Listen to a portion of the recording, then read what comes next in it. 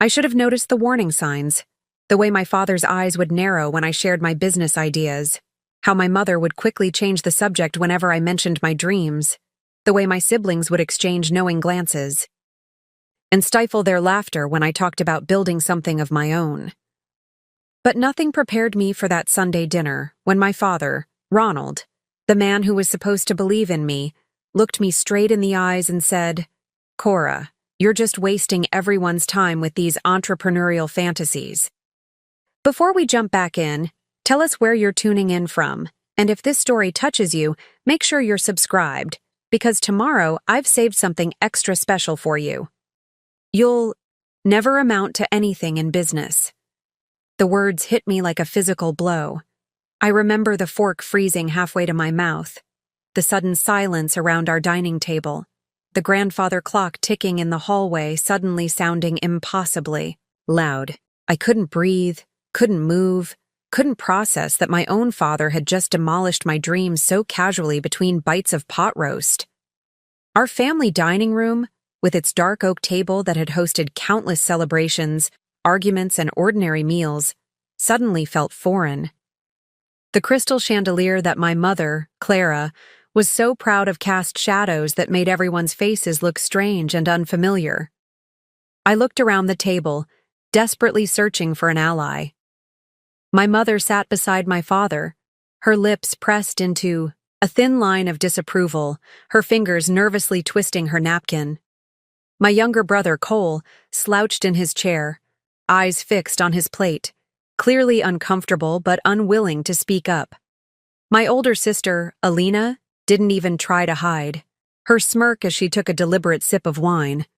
I swallowed hard, fighting back tears. "Dad, what are you talking about?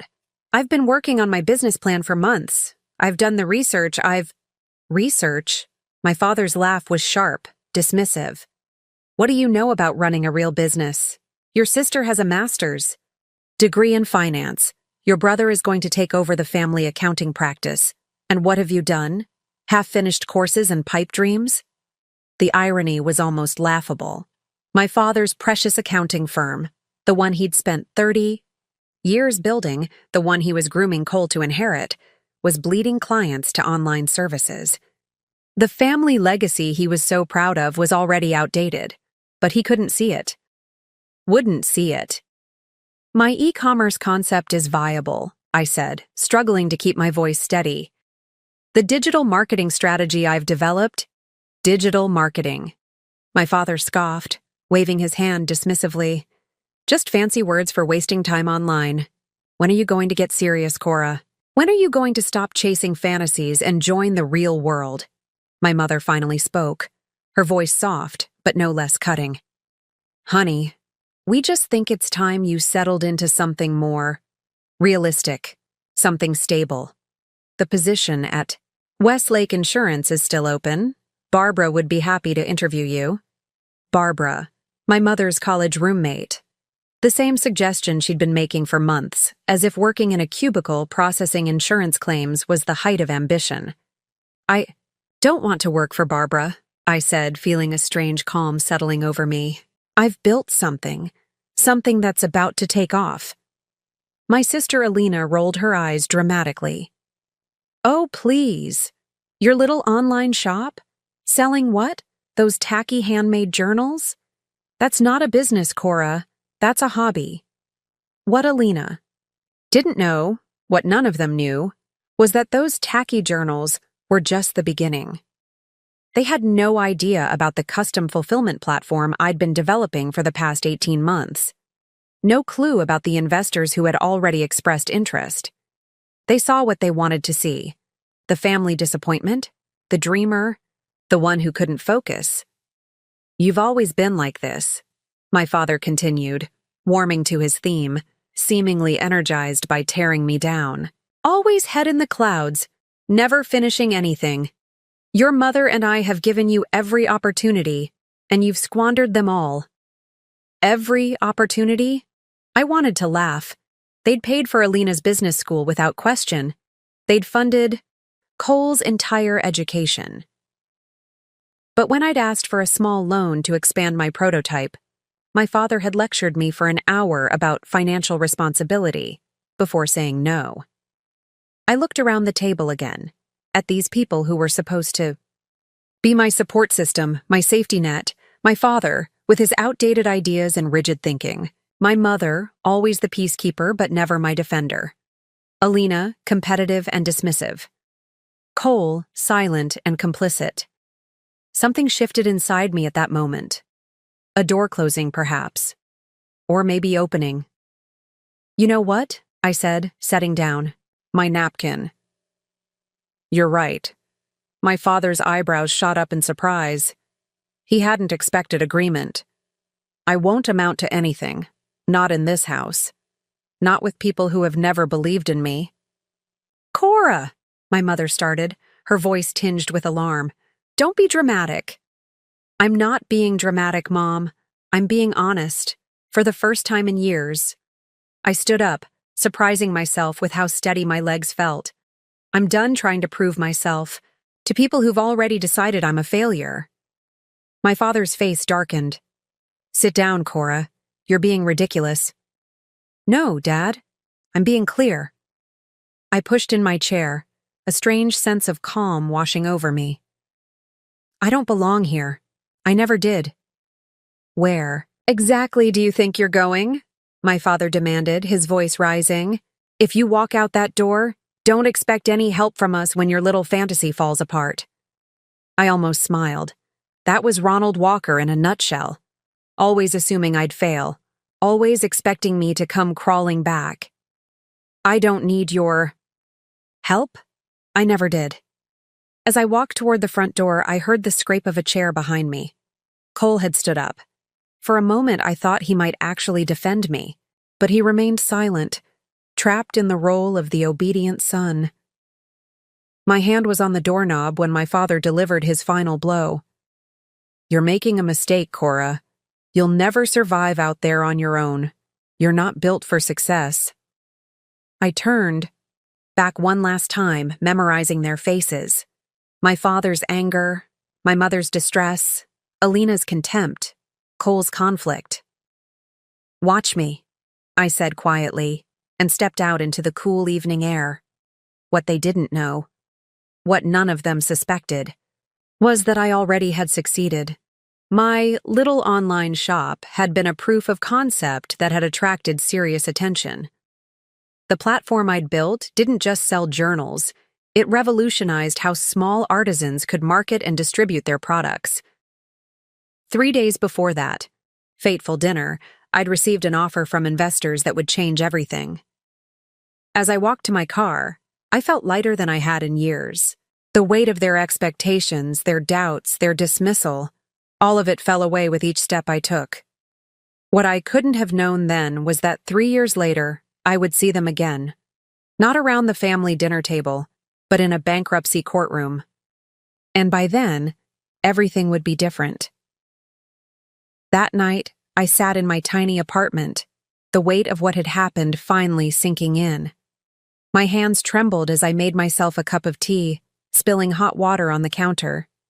The tremors weren't from fear or sadness, but from a strange electric mixture of rage and liberation. I caught my reflection in the microwave door, eyes too bright, cheeks flushed, looking almost feverish. Was this what freedom felt like? This dizzying, terrifying sensation of having cut the last rope tethering me to safe harbor? My phone buzzed relentlessly. Text messages from my mother. "Please call us. Your father didn't mean it." Another. "We're worried about you." Then from Cole. "Come back, Cora. It'll blow over." None from Alina or my father. Of course.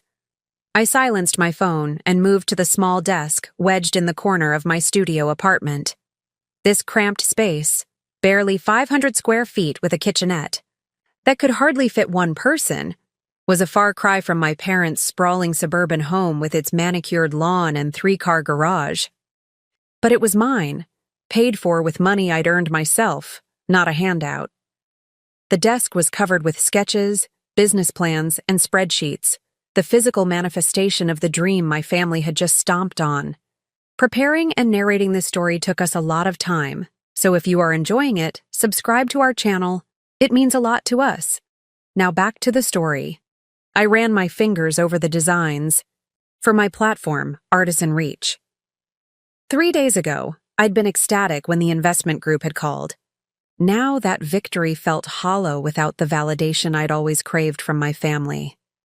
Stop it, I whispered to myself. Their approval doesn't matter anymore. But it did matter. That was the brutal truth I needed to face. For 26 years, I'd measured my worth through their eyes. Every achievement came with the silent question, would this finally be enough to make them see me? And every time, the answer had been no. I opened my laptop, the screen illuminating my face in the darkened apartment. The email from Blue Ridge Ventures was still there, the offer that would change everything, $250,000 in seed funding. All I needed to do was sign the documents and send them back. My cursor hovered over the reply button. What if my father was right? What if I was chasing fantasies? What if I wasn't built for success? No, that voice in my head wasn't mine. It was his, worming its way into my thoughts just as it always had. I clicked reply and typed a simple message. I accept your offer. Attached are the signed documents. Then I hit send before I could second-guess myself. There, it was done. No going back now.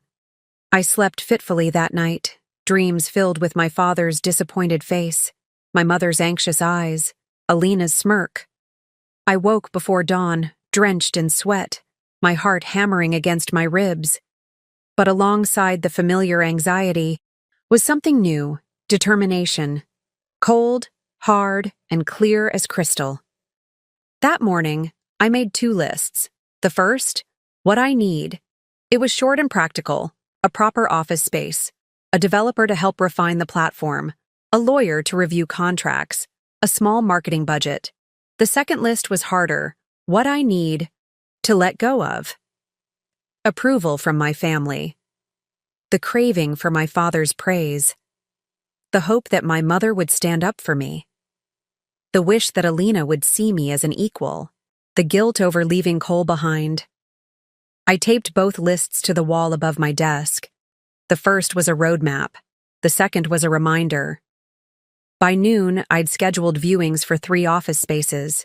By evening, I'd put down a deposit on a small but bright corner unit in a refurbished industrial building downtown, far from my parents' upscale neighborhood and the accounting firm my father had built over 3 decades. As I stood in that empty space, sunlight streaming through the tall windows, I felt something unfamiliar. Pride untainted by the need for external validation. This was mine. I had made this happen. My phone rang. Cole. I almost didn't answer, but something made me pick up. Cora? His voice was low, like he was trying not to be overheard. Are you okay? I'm fine, Cole. Better than fine, actually. Mom's really upset. Dad's, well, you know how he gets. I did know. Ronald Walker didn't get sad or reflective when things didn't go his way. He got angry, controlling. It was his default response to any perceived challenge to his authority. I'm sorry she's upset, I said, meaning it. Clara Walker had always been caught between her husband's rigid expectations and her children's needs. She'd chosen the path of least resistance, submission. But I'm not coming back. What are you going to do? The genuine concern in his voice almost broke me. Cole had always been the peacemaker, the good son who never rocked the boat. We'd been close once before he'd fully stepped into the role my father had designed for him. I'm going to build something, I said simply. Something they can't dismiss. Dad says. He hesitated. Dad says you'll come crawling back within a month. There it was. The challenge that would fuel me through the hardest days ahead. Tell Dad I said goodbye, Cole. Not see you later. Goodbye. I hung up and sat on the dusty floor of my empty office, watching the late afternoon light cast long shadows across the hardwood. The conversation had left me drained, but resolute. I would not go crawling back. I would not fail. I would not give Ronald Walker the satisfaction. That night, I unboxed my entire life in the new office, the prototype journals, the marketing materials, the laptop with the code for my platform. I ordered a desk, a chair, a small couch, and a coffee maker. This would be my home now, more than my apartment. This would be where I rebuilt myself from scratch. As I locked up for the night, I paused at the door. On a whim, I took out a black marker and wrote on the wall, "Watch me." 2 simple words. A promise to myself. A challenge to the ghosts of doubt my family had planted in my mind. A beginning. 6 days after walking out of my parents' house, I received an invitation to Sunday dinner at Alina's condo. The message was casual, as if nothing had happened. "Hey sis, doing a small thing at my place this Sunday. 6 p.m., parents coming too. You should stop by." I almost laughed. This was so typical. Pretend nothing was wrong, sweep the conflict under the rug, and go back to the dysfunctional status quo. I declined without explanation. What Alina didn't know, what none of them knew, was that I had already signed the papers with Blue Ridge Ventures. The first installment of funding had hit my account that morning, and I'd spent the day interviewing developers. As I scrolled through my email that evening, an industry newsletter caught my attention. There was a feature on family businesses adapting to digital transformation, and there, prominently quoted, was my father. "The fundamentals of good business don't change," Ronald Walker of Walker Accounting asserted. "These tech startups think they can reinvent the wheel, but there's no substitute for experience and relationships built over decades." I zoomed in on his photo. Confident, authoritative, the very image of the successful business patriarch. The article went on to praise his traditional approach and how Walker Accounting was weathering the digital storm while maintaining its core values. What the article didn't mention was that Walker Accounting had lost 3 major clients in the past year to online services, or that my father had refused to invest in the client portal I had designed for him 2 years ago, a system that would have streamlined their processes and likely kept those clients. "Experience and relationships," I muttered, remembering how quickly my father had dismissed my e-commerce expertise. That same night, I received a text from Cole. "You missed dinner. Dad announced Alina's promotion to partner." Of course he had. Alina had always been the golden child, following the exact path our father had laid out for her. Business school at his alma mater, entry-level position at the firm, steady progression up the ranks, all with his constant guidance and support. I pulled out my old business journals, flipping to the detailed notes I'd taken when I'd tried to convince my father to modernize Walker Accounting. Pages of research, competitor analyses, projected ROI calculations, all dismissed with a wave of his hand and a patronizing smile. "This isn't how real business works, Cora." I thought about Cole, who had never wanted to be an accountant but had been groomed for the role since childhood. My brother, with his passion for music and talent for composition, now trapped in a profession he had never chosen. And yet, in my family's eyes, he was the success story, not me. The double standard was staggering. My father had paid for Alina's $150,000 MBA without question. He'd funded Cole's accounting degree and CPA preparation. But when I'd asked for a $15,000 loan to launch my platform prototype, he'd lectured me about earning my way and understanding the value of money. I pulled up my bank account again, staring at the 6-figure deposit from Blue Ridge. $250,000. More money than my father had ever offered to invest in my dreams. Money that came from strangers who had seen the value in my ideas after just one pitch meeting. The irony wasn't lost on me. For years, I'd been desperate for my family's approval, for my father to take my business ambitions seriously. Now that I finally had validation from actual investors, It felt hollow without his acknowledgement. Stop it, I told myself firmly. Their validation isn't worth chasing. The next morning, I arrived at my office early. The furniture I'd ordered had been delivered. A sleek desk, an ergonomic chair, a small conference table, and a comfortable couch for the late nights I knew were coming. It wasn't much, but it was mine. Paid for with my money, not my father's. My phone buzzed with a notification. My mother had tagged me in a family photo from Alina's dinner, a desperate attempt to show the world that everything was fine, that we were still a perfect family. I untagged myself, and then, after a moment's hesitation, changed my privacy settings to restrict my family's access to my social media. It was a small act of rebellion, but it felt significant. I was cutting ties, one by one. That afternoon, I interviewed Mika Holden, a brilliant developer who had worked for several successful startups. She was exactly what Artisan Reach needed, experienced but innovative, with a clear understanding of my vision. Your platform could really change things for small artisans, she said, examining my prototype. The fulfillment integration is especially smart. How did you fund this initial build? I bootstrapped it, I admitted.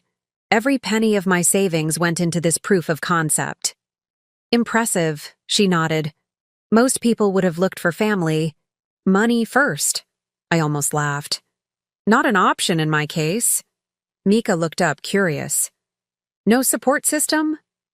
They think I'm chasing fantasies, I said, surprised by how much the admission still stung. My father believes I'll never amount to anything in business, she raised an eyebrow. Well, his loss then. This is solid work.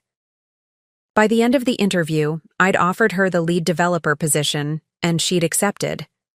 As we shook hands, I felt a flicker of vindication. Someone who actually understood business saw value in my work. That evening, I received another text from Cole. Dad's asking if you've come to your senses yet. I didn't respond. There was nothing to say. Instead, I worked late into the night, refining the business plan with the feedback from my investors. Around midnight, curiosity got the better of me, and I pulled up Walker Accounting's website. It was exactly as it had been 2 years ago when I'd told my father it needed a complete overhaul. Outdated design, poor mobile optimization, no client portal. On a whim, I checked their Google reviews. A new 1-star review had been posted just days ago. Slow to respond and completely behind the times technologically, moving my business to a more modern firm. I felt no satisfaction reading this, only a strange sadness. My father's stubborn refusal to adapt wasn't just hurting me anymore. It was hurting the business he'd spent his life building. The business he'd chosen Alina and Cole to inherit over me, as I finally headed home to my apartment at 2 a.m., exhausted but focused. I realized something important. I wasn't just building Artisan Reach to prove my father wrong. I was building it because it was a good idea, because it could help people, because it filled a genuine need in the market. For the first time, I understood that success wouldn't be showing up at my parents' door with a big check or a magazine feature. Success would be creating something meaningful, regardless of whether they ever recognized its value. And that realization felt like finally breaking free of invisible chains. 3 weeks after walking out of my parents' home, I stood outside Walker Accounting, hesitating. The familiar 2-story brick building with its conservative signage and perfectly maintained landscaping had once represented everything I thought I should aspire to: stability, respectability, legacy. Now it felt like a monument to stagnation. Hadn't planned to come here. I'd been meeting with a potential supplier across town when my car had almost automatically taken the route I'd driven hundreds of times before. Old habits. Through the large front windows, I could see the reception area where I'd spent countless hours as a teenager, filing papers and answering phones for minimum wage, while my father insisted I was learning the business. In reality, I'd been the unpaid labor that kept his overhead costs down. I spotted Cole through the glass, talking to a client. He looked tired, his shoulders slightly hunched, his smile professional but strained. Next to him stood Alina, perfect in her tailored suit, nodding at appropriate intervals, the very image of the successful businesswoman our father had molded her to be. My phone buzzed in my pocket, Mika sending me the latest version of the Artisan Reach platform for review. In 3 weeks, we'd made more progress than I'd managed in 6 months of solo work. The investment was already paying off.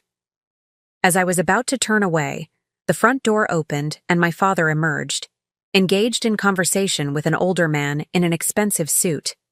He stopped mid-sentence when he saw me, surprise flashing across, his face before it settled into a mask of cool indifference. "Cora," he said, as if it had been hours rather than weeks since we'd last spoken. "Finally decided to stop by." The older man looked between us curiously. My father cleared his throat. "Jack, this is my youngest, Cora. Cora, this is Jack Landry, one of our oldest clients." Jack offered his hand, which I shook automatically. "Ah, another Walker joining the family business? Your father speaks highly of your siblings, but he hasn't mentioned you." I felt the familiar sting, but pushed it aside. "I'm not in the family business, Mr. Landry. I run my own company." My father's jaw tightened almost imperceptibly. "Cora's got a little side project she's working on." A little side project, not a business, not a venture-backed startup, not an innovative platform that had secured $250,000 in seed funding. Something inside me hardened. This was the moment, I realized. The moment I stopped seeking his approval and started demanding his respect. "Actually," I said, meeting my father's gaze directly, "I'm the founder and CEO of Artisan Reach. We've developed a platform that's revolutionizing how artisans market and distribute their products. We just closed our seed round with Blue Ridge Ventures." Jack Landry's eyebrows rose. "Blue Ridge? They're notoriously selective. Congratulations." My father's expression didn't change, but I saw the flicker of surprise in his eyes. He hadn't expected this. He'd been waiting for me to fail, to come crawling back, to admit he was right. "It's still early days," I continued, my voice steady despite the hammering of my heart. "But we're projecting significant growth over the next year." "Well," Jack said, sounding genuinely impressed, "the digital space is certainly where the future lies. My son has been pushing me to modernize our operations for years." He turned to my father. "Ronald, we should discuss that client portal you mentioned. If your competitor Grayson's can offer online access to documents and real-time updates, we may need to reconsider our options." My father's smile tightened. "Of course, Jack. We're exploring several digital solutions. Perhaps we should continue this conversation inside." But Jack wasn't finished. He turned back to me. "What's your website? My wife sells handcrafted jewelry. She might be interested in your platform." I handed him my business card, sleek, professional, bearing the Artisan Reach logo I'd designed myself. "We're launching the beta next month. I'd be happy to give her early access." "Wonderful." Jack pocketed the card before turning back to my father. "She's been complaining about Etsy's fees for years. This could be just what she needs." Then, with a warm smile to me, "You must get your entrepreneurial spirit from your father. He took quite a risk starting this firm 30 years ago."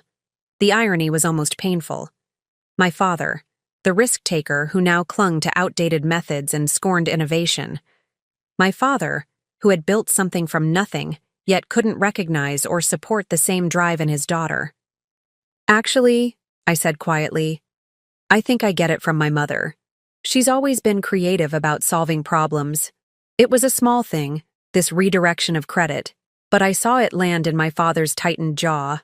Clara Walker had indeed been the creative problem solver in the family, though her talents had been channeled solely into supporting my father's ambitions, never her own.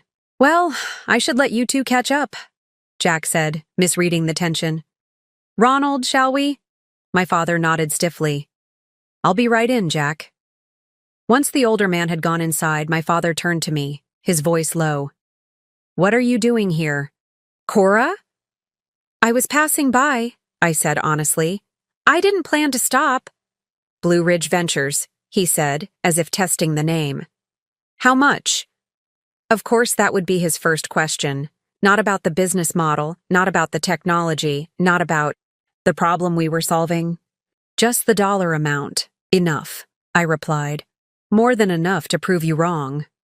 He frowned. This isn't about proving anyone wrong. This is about being responsible, growing up, facing reality. I finished for him. That's exactly what I'm doing, Dad. Just not on your terms. Through the window, I could see Cole watching us, concern etched on his face. Alina was pointedly not looking, focused intently on some paperwork. You could have talked to me before taking outside investment, my father said, a hint of what might have been heard in his voice.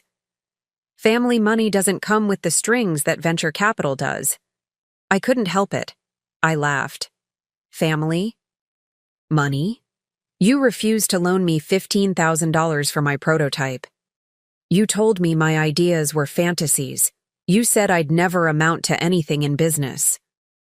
I was trying to protect you from disappointment, he said, his tone softening slightly. This digital gold rush. Most startups fail, Cora. I didn't want to see you get hurt. For a moment, I almost believed him. Almost thought that beneath his dismissal had been genuine concern. But then I remembered Alina's MBA, Cole's fully funded career path, the countless opportunities they'd been given that I'd been denied. You weren't protecting me, I said quietly. You were controlling me. There's a difference. His expression hardened again. So that's it? You're going to throw away years of family tradition to chase this internet business? I looked past him at the Walker Accounting Building, at the faded sign that had once represented everything I thought I should want. I'm not throwing anything away, Dad. I'm building something new, something mine. I straightened my shoulders. And in 3 years, when Artisan Reach is a household name, you can tell everyone you tried to stop me. As I turned to leave, he called after me. Cora, startups are risky. If this fails, the door is still open. I looked back at him one last time. No, Dad, it's not. Not anymore. Walking away from Walker Accounting that day, I felt the last chains of my father's expectations falling away. The weight I'd carried for years, the need for his approval, the desire to fit into the mold he'd created, began to lift with each step. This wasn't just about proving him wrong anymore. This was about proving myself right. Most people thought Artisan Reach had been an overnight success. They saw the polished platform, the growing user base, the glowing press coverage, and assumed it had materialized out of thin air in the months following our seed funding. What they didn't see was the 2 years of late nights before that, the countless iterations, the failures, the learning. I had been building Artisan Reach long before I walked out of my parents' home, long before my father told me I'd never amount to anything. In fact, it had begun the day Ronald Walker first refused to help me. It started when my friend Raven, a talented leather worker, complained about the limitations of existing e-commerce platforms for artisans. The fees were too high, the visibility too low, and the fulfillment options non-existent for small batch creators. I spend more time packaging and shipping than I do creating, she'd told me over coffee one rainy afternoon. And these online marketplaces take such a huge cut that I can barely make a living wage. That conversation sparked something in me. I'd always had an eye for systems, for seeing the gaps in how things worked and imagining better alternatives. It was what had frustrated my father most about me, my constant questioning of the way things have always been done. That night, I'd sketched out the first rough concept for Artisan Reach, not just an online marketplace, but a comprehensive platform that would handle marketing, sales, and fulfillment for independent artisans. A system that would let creators focus on creating. I showed the concept to my father, thinking he'd be impressed by my business acumen. Instead, he'd dismissed it with a wave of his hand. The margins would be too thin, he'd said without even looking closely at my projections. Besides, these crafty things are hobbies, not real businesses. That dismissal should have crushed me. Instead, it fueled me. I took a job at a digital marketing agency, working 40 hours a week to pay my bills while learning skills I could apply to my platform. Every evening and weekend was devoted to artisan reach, researching competitors, interviewing potential users, teaching myself enough coding to build a basic prototype. 6 months in, I had a functioning demo and a small test group of local artisans using it. I'd invested every spare dollar into development, server costs, and legal fees to protect my intellectual property. My apartment became my office, my bed often covered in notes and sketches. I ate ramen for weeks to afford the UX designer who refined my interface. I kept all of this hidden from my family, not out of shame but out of self-preservation. My father's skepticism, my mother's worried glances, Alina's dismissive comments. I couldn't bear to have my vision diminished by their lack of faith. The only person who knew was Cole, who had once found me working late at a coffee shop, surrounded by notebooks and my laptop. "What's all this?" he'd asked, sliding into the seat across from me. I'd hesitated, then decided to trust him. "It's called Artisan Reach, a platform to help small crafters market and distribute their products." I'd expected the same dismissal I'd received from our father. Instead, Cole had studied my screen with genuine interest. "This is impressive, Cora. How long have you been working on it?" "Almost a year," I'd admitted. His eyebrows had shot up. "A year? And you never said anything?" Would anyone have cared? The question had come out more bitter than I'd intended. Cole had winced. "I would have." Then more quietly, "I do." That night, he'd stayed for hours, asking thoughtful questions, offering suggestions, genuinely engaging with my vision. For a brief moment, I'd felt seen, validated. "You should show Dad," he'd said as we were leaving. "He might be impressed." I'd shaken my head. He had his chance to believe in me. I don't need his approval anymore. But that was a lie. I did need it. I craved it. And that need had nearly sabotaged everything. 2 weeks later, I'd made another attempt to get my father's support. Not emotional, but financial. I'd prepared a formal business proposal, complete with market analysis, revenue projections, and a detailed explanation of my competitive advantage. All I'd asked for was $15,000, a fraction of what he'd spent on Alina's MBA. He'd leafed through my carefully prepared documents with growing impatience before pushing them aside.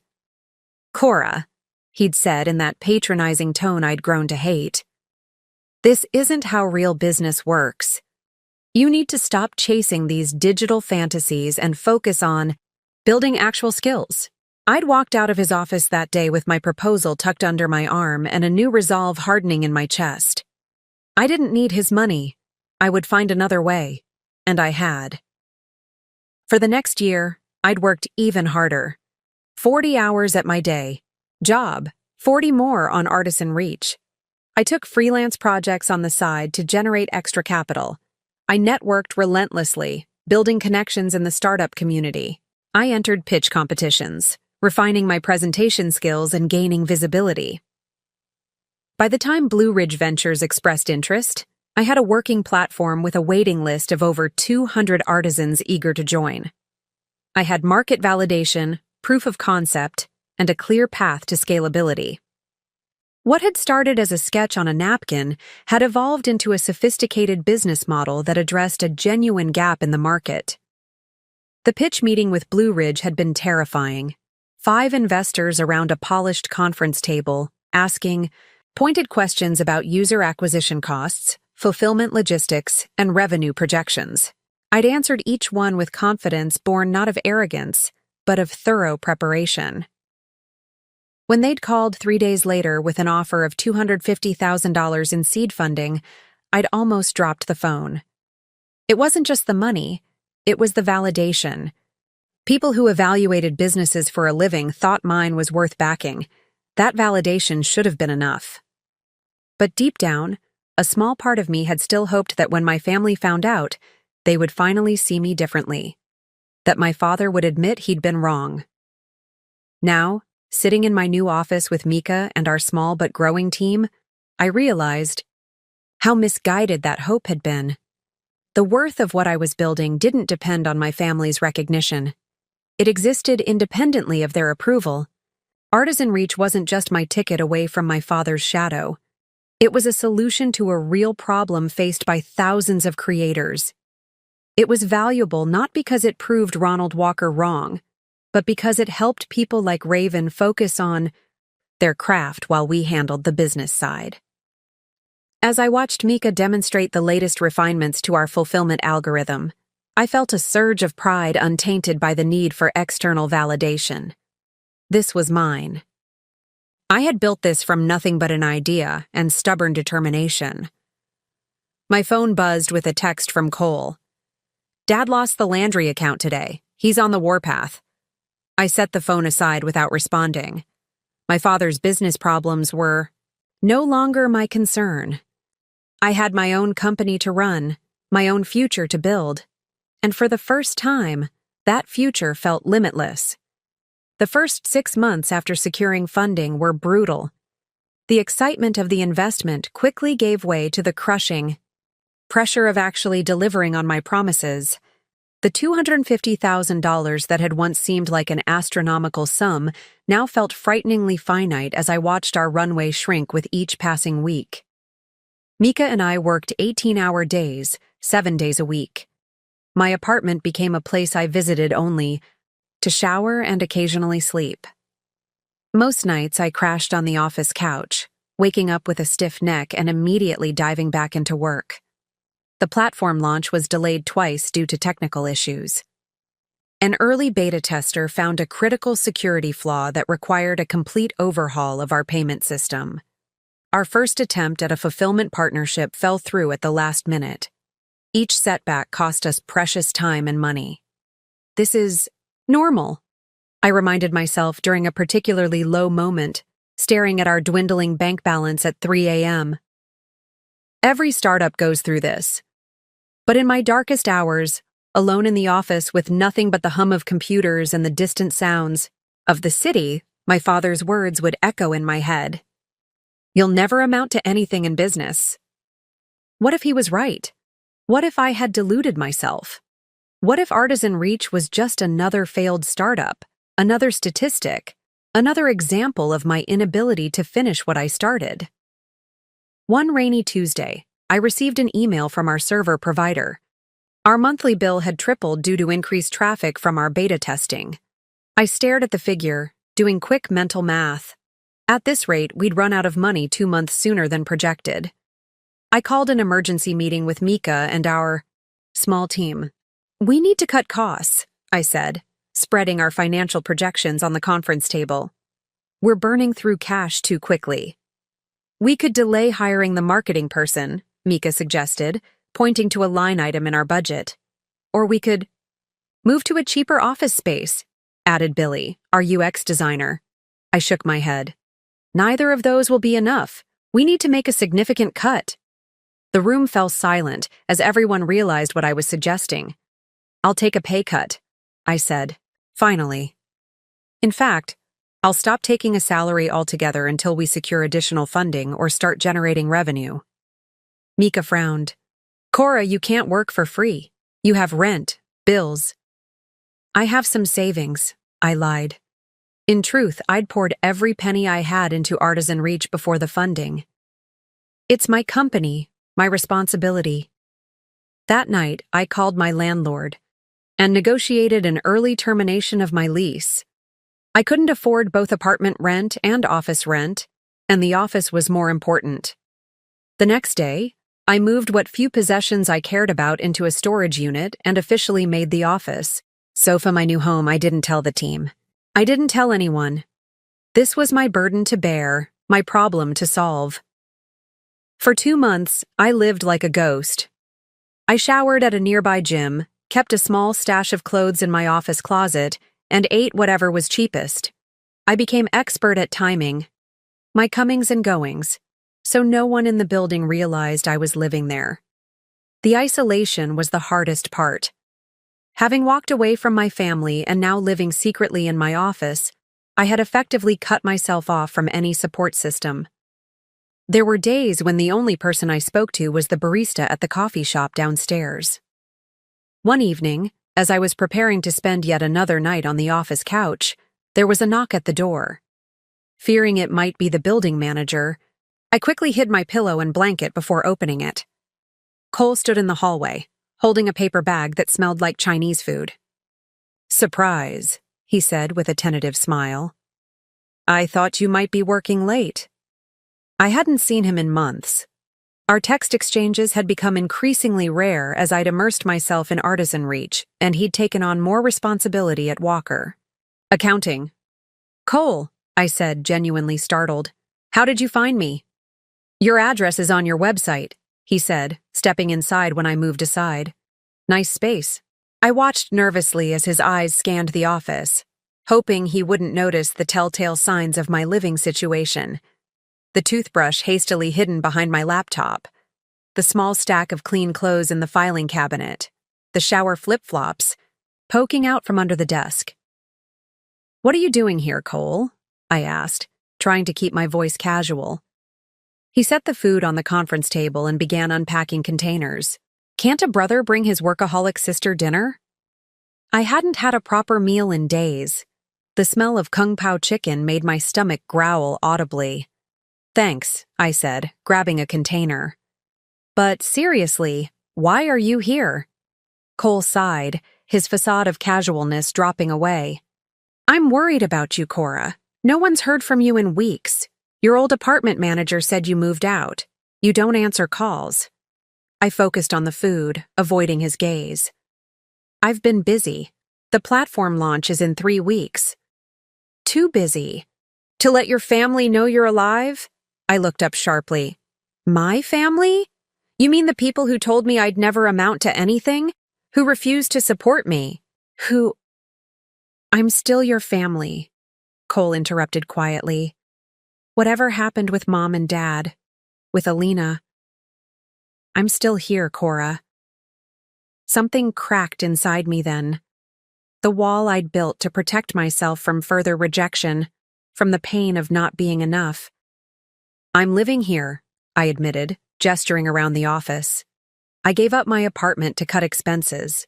The business, it's harder than I thought it would be." I expected judgment, or worse, pity. Instead, Cole just nodded slowly. "I figured something was up when I saw the pillow under your desk." He took a bite of his food. "Is it really that bad?" "It's startup life," I said with forced lightness. "The glamorous existence they don't show in TechCrunch profiles." "Can I help?" he asked.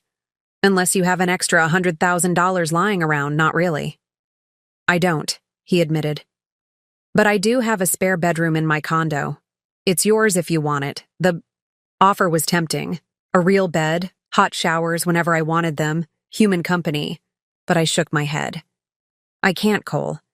If Dad or Alina found out, they wouldn't have to know," he said. "It's my place, not theirs."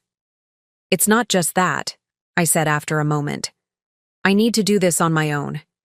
If I start taking help now, even from you, it feels like Dad was right?" Cole finished for me. I nodded, embarrassed by how transparent my fear was. "Cora," Cole said gently, "accepting help doesn't mean you've failed. It means you're human." "Maybe," I conceded. "But not yet. Let me launch the platform first. Let me prove that this can work." Cole didn't push further, and for that, I was grateful. We spent the rest of the evening talking about safer topics. His new condo, a concert he'd attended, an article he'd read about e-commerce trends. As he was leaving, he pressed a key into my hand. For my place, just in case you need a real bed or a proper shower, no questions asked. I clutched the key, fighting back unexpected tears. Thanks, Cole.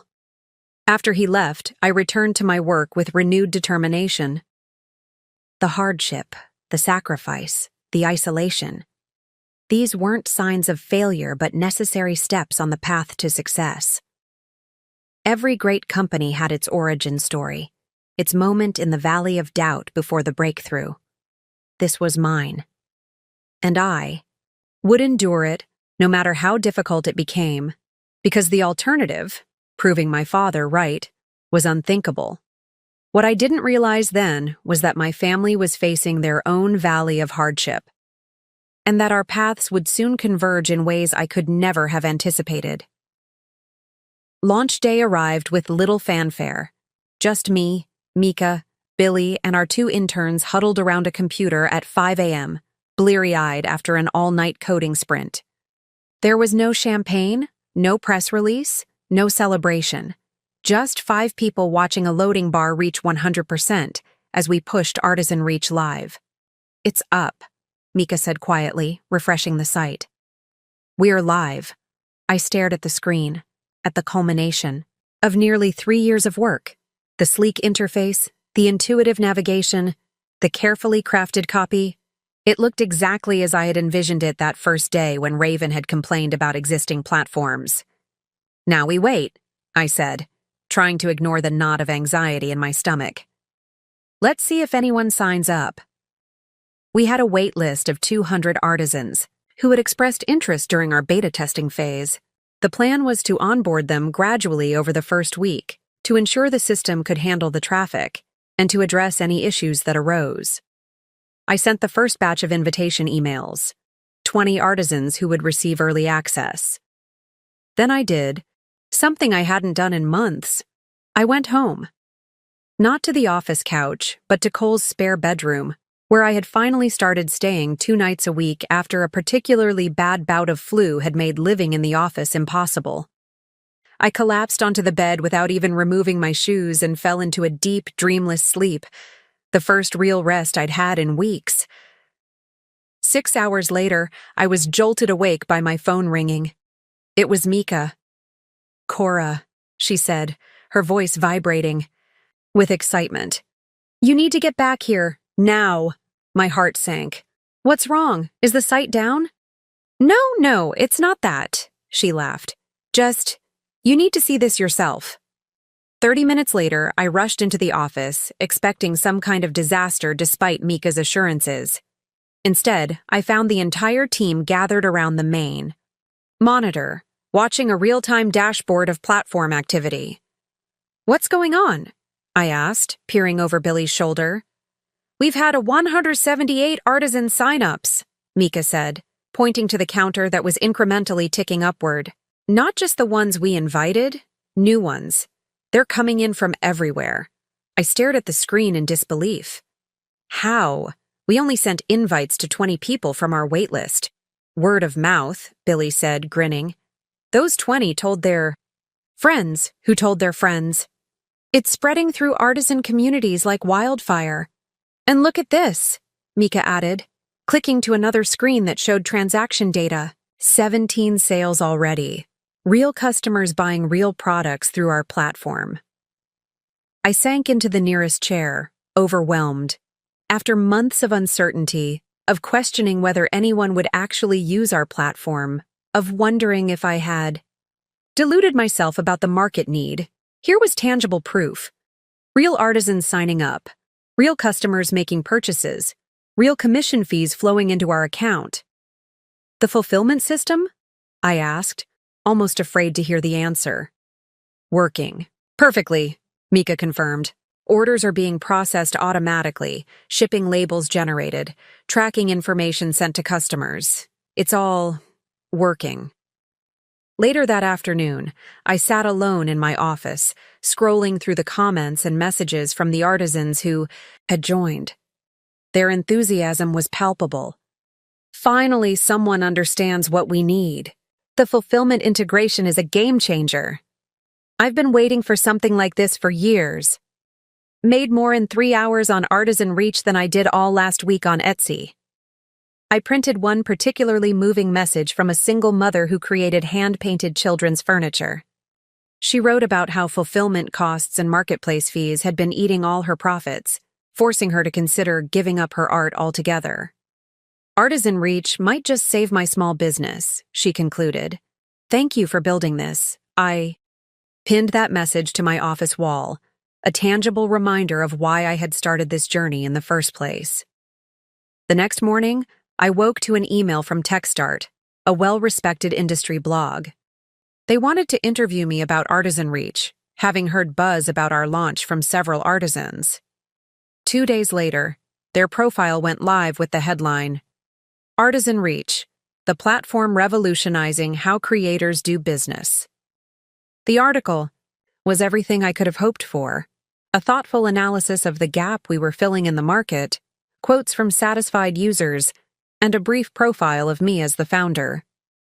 There was even a professional photograph they'd taken during the interview, showing me standing confidently in our office. The day the article was published, signups tripled.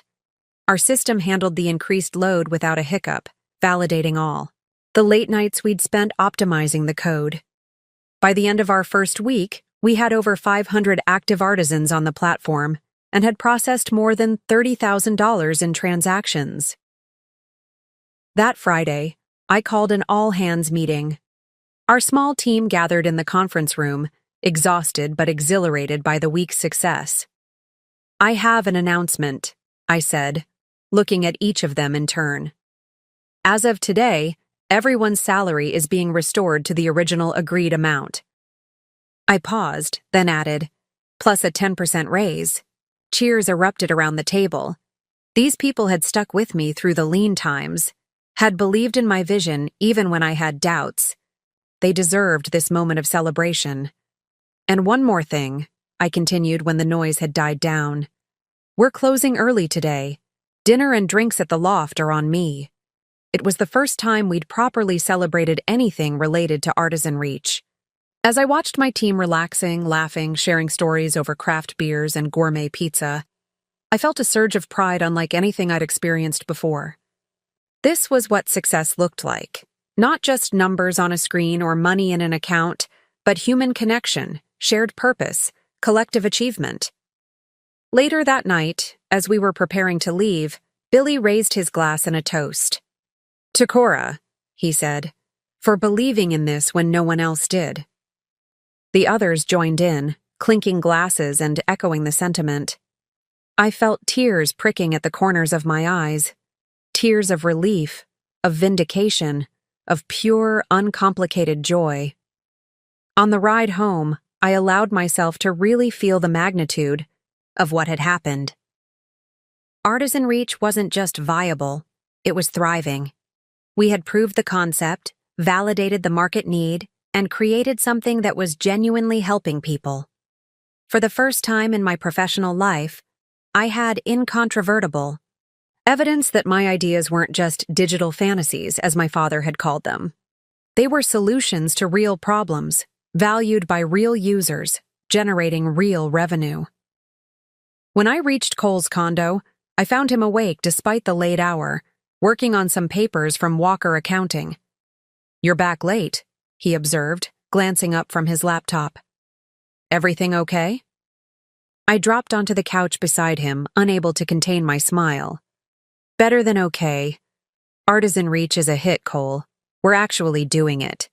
He set aside his work, giving me his full attention. "Tell me everything." As I recounted the week's successes, the user signups, the sales, the TechStart profile. I watched his expression shift from polite interest to genuine excitement. "Cora, this is amazing," he said when I finished. "You did it. You really did it." "It's just the beginning," I cautioned. "We still have a long way to go before we're profitable. But it's working," he finished for me. "Your vision is becoming reality." I nodded, suddenly overcome by emotion. "I wish Dad could see it," I admitted in a small voice. "I wish he could understand what I've built." Cole's expression darkened slightly. "He's going through some things right now." "At the firm? What do you mean?" He hesitated. "It's not my place to say, just he's facing his own challenges." I didn't press further. Whatever issues Walker Accounting was experiencing, they weren't my concern anymore. I had my own company to focus on, my own future to build. That night, as I lay in bed in Cole's spare room, a real bed, not an office couch, I allowed myself a moment of pure, uncomplicated pride. I had done what my father said I couldn't do. I had amounted to something in business, and this was just the beginning. 1 year after our launch, I stood in the doorway of Artisan Reach's new headquarters, watching the team settle into the space. We had outgrown our original office 3 months prior, and this converted warehouse, with its exposed brick, soaring ceilings, and abundant natural light, felt like a physical manifestation of how far we'd come. 30 employees now filled the space that had once housed just 5. Designers collaborated at sleek workstations. Developers huddled around monitors debating code. Account managers took calls with artisans, helping them optimize their storefronts and fulfillment strategies. My office, a glass-walled corner space that I had initially resisted as too ostentatious, offered a view of the entire operation. On the wall hung a framed copy of that first TechStart article, now joined by features in Forbes, Entrepreneur, and Fast Company. Beside them was the printout of that early message from the single mother artisan, a reminder of our purpose amidst the rapid growth. Mika approached, tablet in hand. "The Series A funds just cleared," she said, showing me the bank notification. $3.2 million. I nodded, still processing the reality of it. After 6 months of proving our business model, of demonstrating consistent growth and profitability, we had secured a substantial investment round led by Meridian Capital, one of the most respected venture firms in the industry. "The board meeting is set for next Thursday," Mika continued. "They want to discuss the expansion timeline and the international rollout." International rollout. Board meetings. These phrases would have seemed like fantasy a year ago when I was sleeping on an office couch and skipping meals to save money. "Thanks, Mika," I said. "Could you ask Billy to finalize the Q2 projections for the presentation?" She nodded and walked away, already coordinating with another team member about an upcoming client call. Mika was now our chief product officer, having grown into the role with the same determination she brought to her coding. I'd promoted her 6 months earlier, the first of many internal advancements as we'd scaled. I returned to my desk, where a stack of business cards sat in a sleek holder. "Cora Walker, founder and CEO," they read, the Artisan Reach logo embossed in silver foil. I ran my finger over the raised lettering, remembering a time when I couldn't afford professional printing. My phone buzzed with a notification from my banking app. My monthly salary had been deposited, a real salary now, not the bare minimum stipend I'd paid myself during our early days. It was a fraction of what Artisan Reach was worth on paper, but it was more money than I'd ever had access to before. That afternoon, I left the office early for the first time in months. I had an appointment to see an apartment, not to rent, but to buy. A 2-bedroom loft in a converted factory building downtown, with floor-to-ceiling windows and a rooftop terrace. It was the kind of place I'd walked past countless times before, always assuming such spaces were for other people. People who had made it. The realtor was waiting for me in the lobby, all practiced smiles and calculated warmth. "Ms. Walker?" she said, extending her hand. "Wonderful to meet you. I've been following Artisan Reach's success. Very impressive." I returned her handshake, still not entirely comfortable with being recognized. The TechStart profile had led to other interviews, and my face had appeared in enough business publications that I occasionally got double takes at coffee shops. The apartment was everything the listing had promised: spacious, bright, with the character of the original industrial building preserved in its exposed beams and brick walls. As I stood by the windows, looking out at the city skyline, I tried to reconcile this moment with where I had been a year ago. "The owner is motivated to sell," the realtor was saying. "There's been quite a bit of interest, but given your position, I think we could make a competitive offer." Given my position. The phrase echoed in my head as I toured the rest of the space. My position as founder of a successful startup. My position as someone with financial credibility. My position as someone who mattered in the business world. By the time I left, I had made an offer on the apartment, at asking price, with proof of funds already sent to the realtor. It was an extravagance, perhaps, but also a tangible symbol of what I had accomplished. That evening, I met Cole for dinner at an upscale restaurant I would never have considered a year earlier. He was already waiting at the table when I arrived, nursing a glass of scotch with a distracted expression. "Sorry I'm late," I said, sliding into the seat across from him. "I was buying an apartment." His eyebrows shot up. "Buying? Not renting?" I nodded, unable to suppress a smile. "Two-bedroom loft in the Ironworks building. I close in 30 days. "Wow," he said, raising his glass in a toast. "Congratulations, Cora. That's really something." I clinked my water glass against his scotch. "Thanks for letting me crash at your place all those months. I wouldn't be here without that." He waved away my gratitude. "What are brothers for?" As the waiter brought our appetizers, I noticed Cole's distraction hadn't dissipated. "Everything okay?" I asked. "You seem off." He sighed, setting down his fork. "Dad's been asking about you. A lot, actually." I stiffened. In the year since our confrontation outside Walker Accounting, I had barely thought about my father. Occasional updates from Cole were my only connection to my family. My mother had texted on my birthday, a bland, generic message that I had acknowledged but not expanded upon. Alina and I had not communicated at all. "What about me?" I asked cautiously. "He saw the Forbes article," Cole said.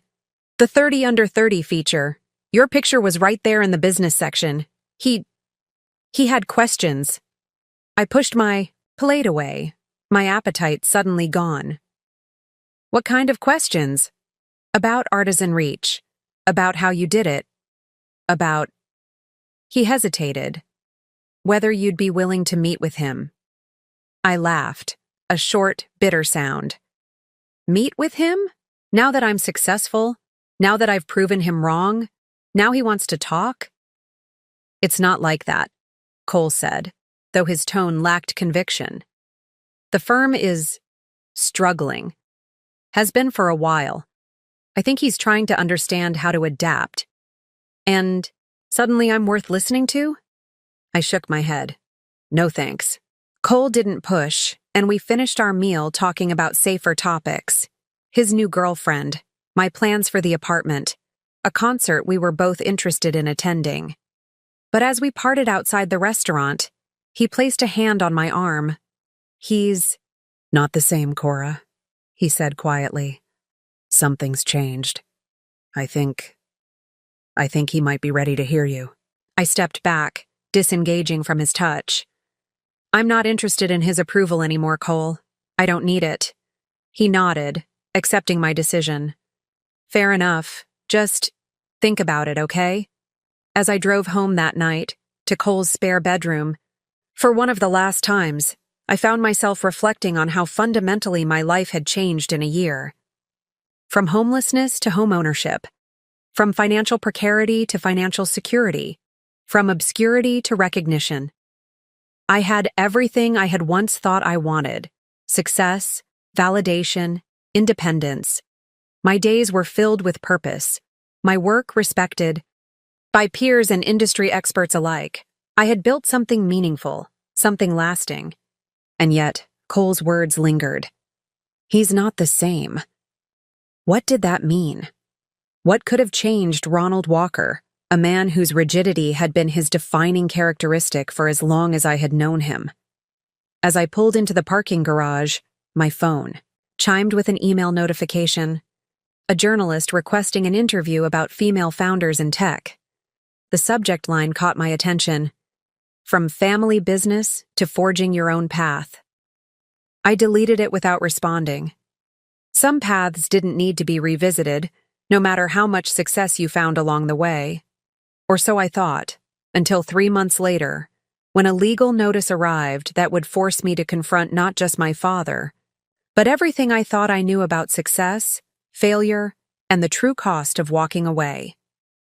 The legal notice arrived on Artisan Reach letterhead, not at my new apartment. Our receptionist placed it on my desk along with the morning mail, unaware of its significance. "Certified letter," she said cheerfully. "Looks important." I recognized the law firm's name immediately. Brennan and Howard, the same firm that had handled Walker Accounting's legal affairs for decades. My stomach tightened as I sliced open the envelope. Inside was a formal document, dense with legal terminology. I scanned it quickly, key phrases jumping out at me. Walker Accounting Services, LLC. Chapter 11. Bankruptcy Protection, Creditors Meeting, Financial Restructuring. I read it twice more, making sure I understood. Walker Accounting. My father's pride and joy, the business he had built over 30 years, the legacy he had planned to pass down to Cole and Alina, was filing for bankruptcy, and as a former employee and family member, I was being notified of the creditors' meeting scheduled for the following week. I sat back in my chair, a strange emptiness spreading through my chest. This should have felt like vindication, proof that my father's rigid adherence to outdated business practices had finally caught up with him. Instead, I felt oddly hollow. My intercom buzzed. "Your 10 o'clock is here," my assistant reminded me. "The partnership discussion with Mountain Crafters Guild." "Thanks," I replied automatically. "Give me 5 minutes." I tucked the notice into my desk drawer and took a deep breath, mentally shifting gears. Mountain Crafters represented over 300 artisans in the Pacific Northwest. Exactly the kind of partnership Artisan Reach needed to continue its growth trajectory. I couldn't let family matters distract me from this opportunity. The meeting went well. The guild representatives were impressed with our platform, our fulfillment capabilities, and the commission structure we offered. By lunchtime, we had a tentative agreement that would bring hundreds of new artisans onto Artisan Reach. "Good work in there," Mika said as we walked back to my office. "You closed them beautifully."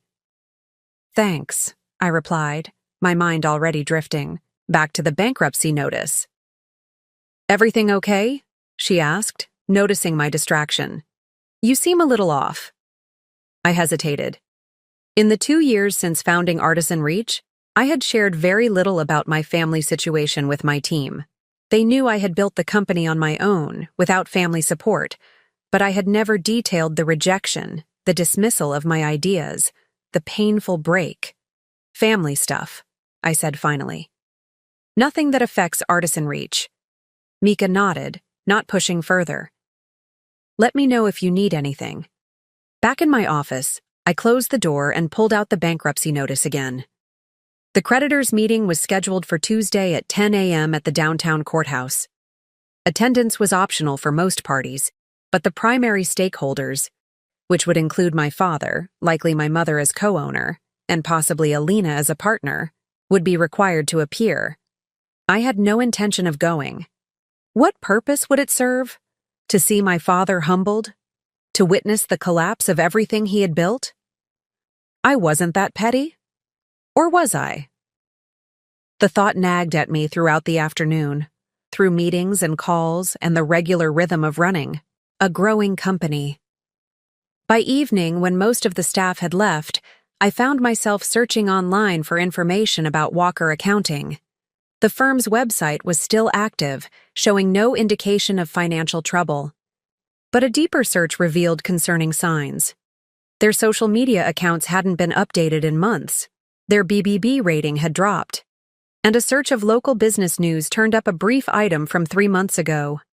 Walker Accounting downsizes, closes satellite office.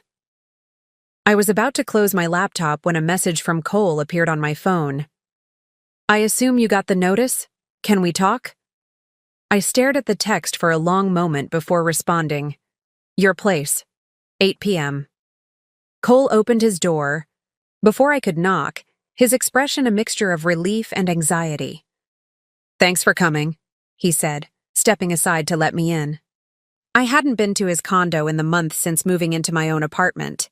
It looked largely the same, except for framed photos of him with a woman I assumed was the girlfriend he'd mentioned. Raven, a name I found ironically fitting given her connection to my business origin story. How bad is it? I asked without preamble, sitting on the couch where I had spent so many nights during Artisan Reach's early days. Cole sank into the armchair across from me, running a hand through his hair, a nervous gesture he'd had since childhood. Bad, he said simply. Really bad. The notice mentioned Chapter 11. That's reorganization, not liquidation. For now, he said. If the reorganization plan isn't approved, it could convert to Chapter 7. I nodded, understanding the implications. Chapter 7 would mean complete liquidation of assets, the end of Walker Accounting entirely. What happened, Cole? I asked. Dad always ran such a tight ship. Cole laughed, a hollow sound with no humor in it. That's the problem. He ran it like it was still 1990, refused to modernize, kept expensive office space when competitors were going virtual, insisted on in-person meetings when clients wanted online options. He looked at me directly. All the things you tried to tell him about 3 years ago. The irony wasn't lost on me. And Alina? I thought she was supposed to be the savior with her MBA and partner status. Alina jumped ship 6 months ago, Cole said, surprising me. Took a position with Bennett Financial. I think she saw the writing on the wall. And you? I asked more gently. He shrugged. I'm still there. For now. Someone has to help Dad through this. I felt a surge of sympathy for my brother, forever the loyal son, forever the peacemaker, trapped in a profession he had never wanted, and now going down with the proverbial ship. What does Dad say about all this? I asked, the question escaping. Before I could stop it, Cole's expression darkened. He's not handling it well. 30 years of building something, watching it crumble. He shook his head. It's broken him, Cora. I tried to imagine Ronald Walker, proud, authoritative, always certain, broken by business failure. The image wouldn't form. The creditors' meeting, I said. Are you going? Of course. Dad needs the support. He hesitated, then added quietly, Mom asked if you would come. I stiffened. Why would she want that? So I can watch Dad's humiliation? So they can be reminded that the daughter they dismissed built a successful company while theirs failed? No, Cole said, his voice steady. Because they're scared, Cora. They're about to lose everything, the business, possibly the house if things go really south. They're facing the same uncertainty you faced when you walked out that door 3 years ago. His words landed like a physical blow. I had never considered that my parents might experience the same fear, the same insecurity, the same sense of having the ground disappear beneath their feet that I had felt when I left. I'm not going, I said, standing abruptly. It's not my problem, Cole. They made that very clear when they told me I'd never amount to anything. He didn't try to stop me as I moved toward the door, but his words followed me. You know, for someone who's worked so hard to prove Dad wrong, you're acting exactly like him right now. I froze, hand on the doorknob. What's that supposed to mean? Rigid, unforgiving, unwilling to see another perspective. Cole's voice was gentle but firm. The things you resented in him. I wanted to argue, to defend myself, to explain that this was different. But the parallel was too clear, too uncomfortable to dismiss. I'll think about it, I said finally, and left before he could say anything more. That night, in my beautiful, new apartment with its perfect view of the city, I couldn't sleep. I kept seeing my father's face, not as it had been the last time we spoke, hard with disapproval, but as Cole had described it, broken. The man who had dismissed my dreams was now watching his own crumble. The business he had built, the legacy he had been so proud of, was failing. Not because of any moral failing or lack of effort, but because he had been unable to adapt to a changing world. Just before dawn, I made my decision. I would attend the creditors' meeting. Not to gloat, not to seek revenge, but to understand. To see for myself what happened when pride prevented evolution. What I didn't anticipate was how that decision would force me to confront not just my father's failure, but my own definitions of success, family, and forgiveness. The morning of the creditors' meeting, I dressed with deliberate care. A tailored navy suit, minimal jewelry, hair pulled back in a sleek ponytail. Professional. Confident. Successful. I wasn't trying to intimidate exactly, but I wanted to look like what I was, the CEO of a thriving company. As I entered the courthouse, I spotted Cole in the lobby, dressed in a worn suit that had seen better days. He did a double take when he saw me, clearly surprised that I had actually come. "You're here," he said, relief evident in his voice. "I said I'd think about it," I replied, smoothing an invisible wrinkle from my sleeve. "I thought about it." Cole nodded, then lowered his voice. "Just go easy on him, okay? This is already hard enough." I bristled at the implication that I had come to make things worse. "I'm not here to pour salt in the wound, Cole." "I know," he said quickly. "It's just, he's not the same person anymore, Cora. This whole thing has changed him." Before I could respond, the elevator doors opened, and our parents stepped out. My mother saw me first, her eyes widening in surprise. She looked older than I remembered. Her face lined with worry, her normally perfect hair showing streaks of gray she hadn't bothered to color. My father stood beside her, and I almost didn't recognize him. Ronald Walker had always projected an aura of confidence bordering on arrogance. He had moved through the world as though he owned it, shoulders back, chin high, gaze direct and challenging. The man before me now was diminished somehow. His shoulders were slightly stooped, his once commanding presence reduced.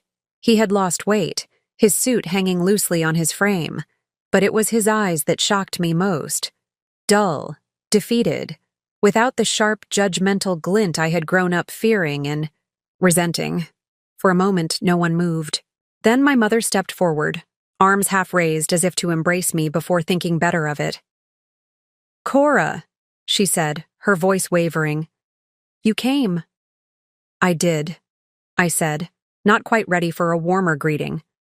My father hadn't moved, his gaze fixed somewhere near my shoulder, not meeting my eyes. "Hello, Cora," he said finally, his voice lacking its usual authoritative tone. "Dad," I acknowledged with a slight nod. An awkward silence fell over our small group, broken only when Cole cleared his throat. "We should head up. The meeting starts in 15 minutes. We rode the elevator in silence, the tension palpable. I stood in one corner, my parents in another, Cole between us like the human buffer he had always been. When the doors opened on the 5th floor, my mother hesitated. "Cora," she said quietly, "thank you for coming. It means a lot." I nodded, unsure how to respond. Part of me wanted to ask why it meant anything at all, given how thoroughly they had dismissed me 3 years earlier. But the vulnerability in her voice stopped me. This wasn't the time for old grievances. The creditors' meeting was held in a sterile conference room, not a formal courtroom as I had half expected. About 20 people were already gathered, representatives from banks, suppliers, service providers, all entities to whom Walker Accounting owed money. We took seats near the front, my father and his lawyer at the table, the rest of us in chairs behind them. I recognized the attorney, Stuart Brennan, an old family friend who had handled Walker Accounting's legal matters for decades. He looked grim as he arranged papers before him. The trustee appointed by the court called the meeting to order, explaining the purpose and process. Walker Accounting had filed for Chapter 11 bankruptcy protection, seeking to reorganize its debts and continue operating rather than liquidating entirely. My father would present a reorganization plan, which the creditors would vote to accept or reject. When it was his turn to speak, my father approached the podium, his hands visibly trembling as he adjusted the microphone. I had never seen him nervous before, not during major presentations, not when meeting with important clients, not even when facing audit challenges. Ronald Walker had always been unshakable.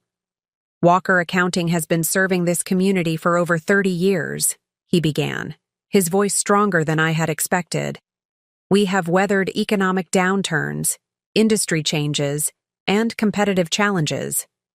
This situation is temporary. He outlined the factors that had led to the firm's financial distress: the loss of major clients to online services, the expensive long-term lease on their office space, the investments in outdated systems that had failed to deliver returns. Each point was a vindication of the warnings I had given him years earlier, warnings he had dismissed with contempt. As he continued, describing his plan to cut costs, reduce office space, and refocus on core clients, I studied the faces of the creditors. They were skeptical, some openly dismissive. They had heard similar promises from failing businesses before. One banker in particular, a sharp-featured woman with steel-gray hair, seemed especially unconvinced. When the time came for questions, she was the first to speak. "Mr. Walker," she said, her tone coolly professional, "your reorganization plan mentions digital modernization as a key component of your strategy moving forward.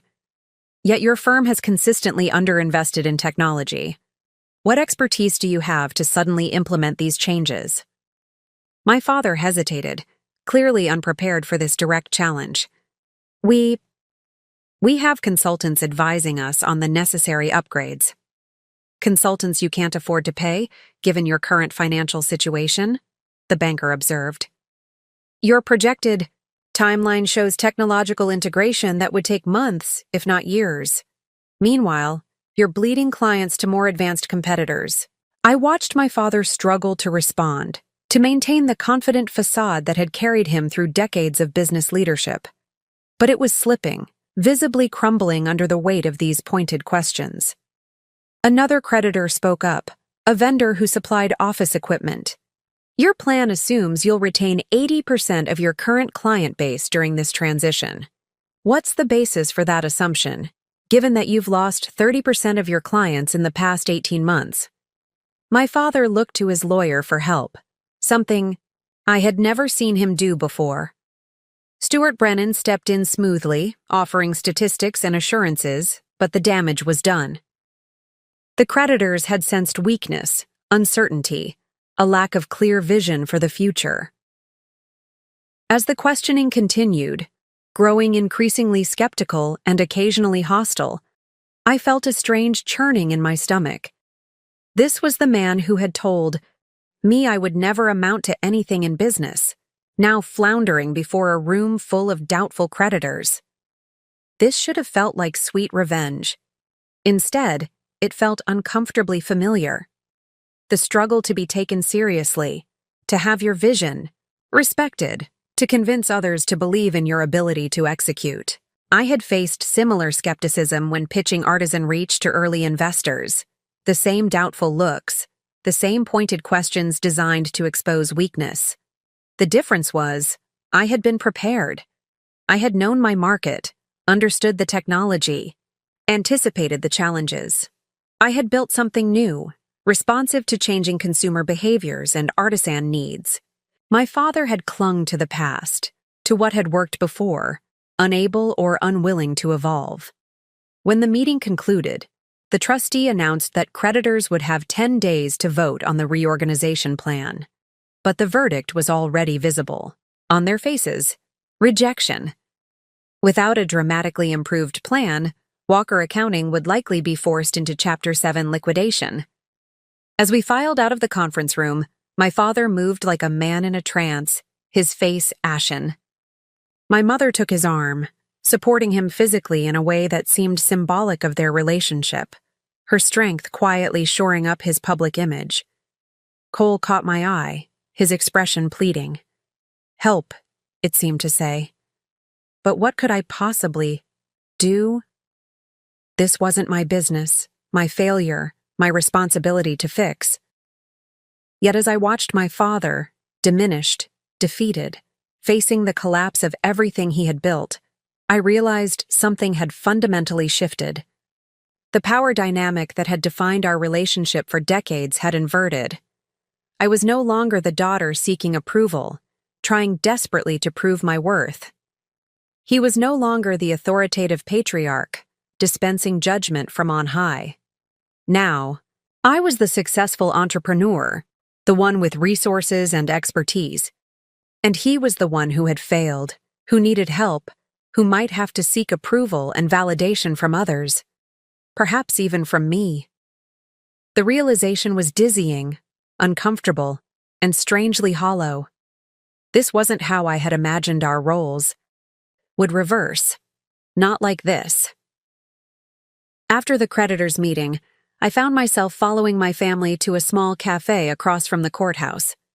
I hadn't planned to join them, had fully intended to return to the Artisan Reach office and immerse myself in the comfortable certainty of my own success. Yet something, curiosity perhaps, or some lingering sense of connection I couldn't quite sever, led me to accept Cole's quiet invitation. Just coffee, he'd said. Half an hour. The cafe was nearly empty at mid-morning, the rush of commuters long gone. We settled at a corner table, my parents on one side, Cole and I on the other, a physical division that mirrored the emotional one. My mother ordered for everyone with the practiced efficiency of someone accustomed to managing social situations.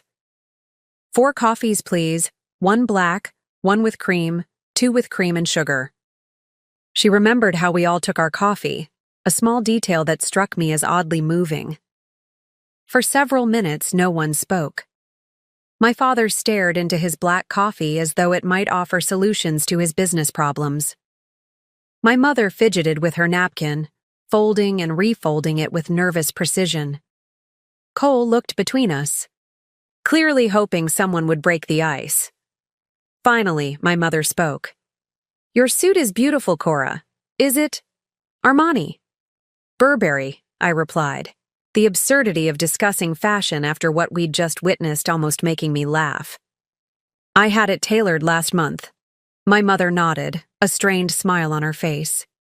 It suits you. You look very professional. Professional.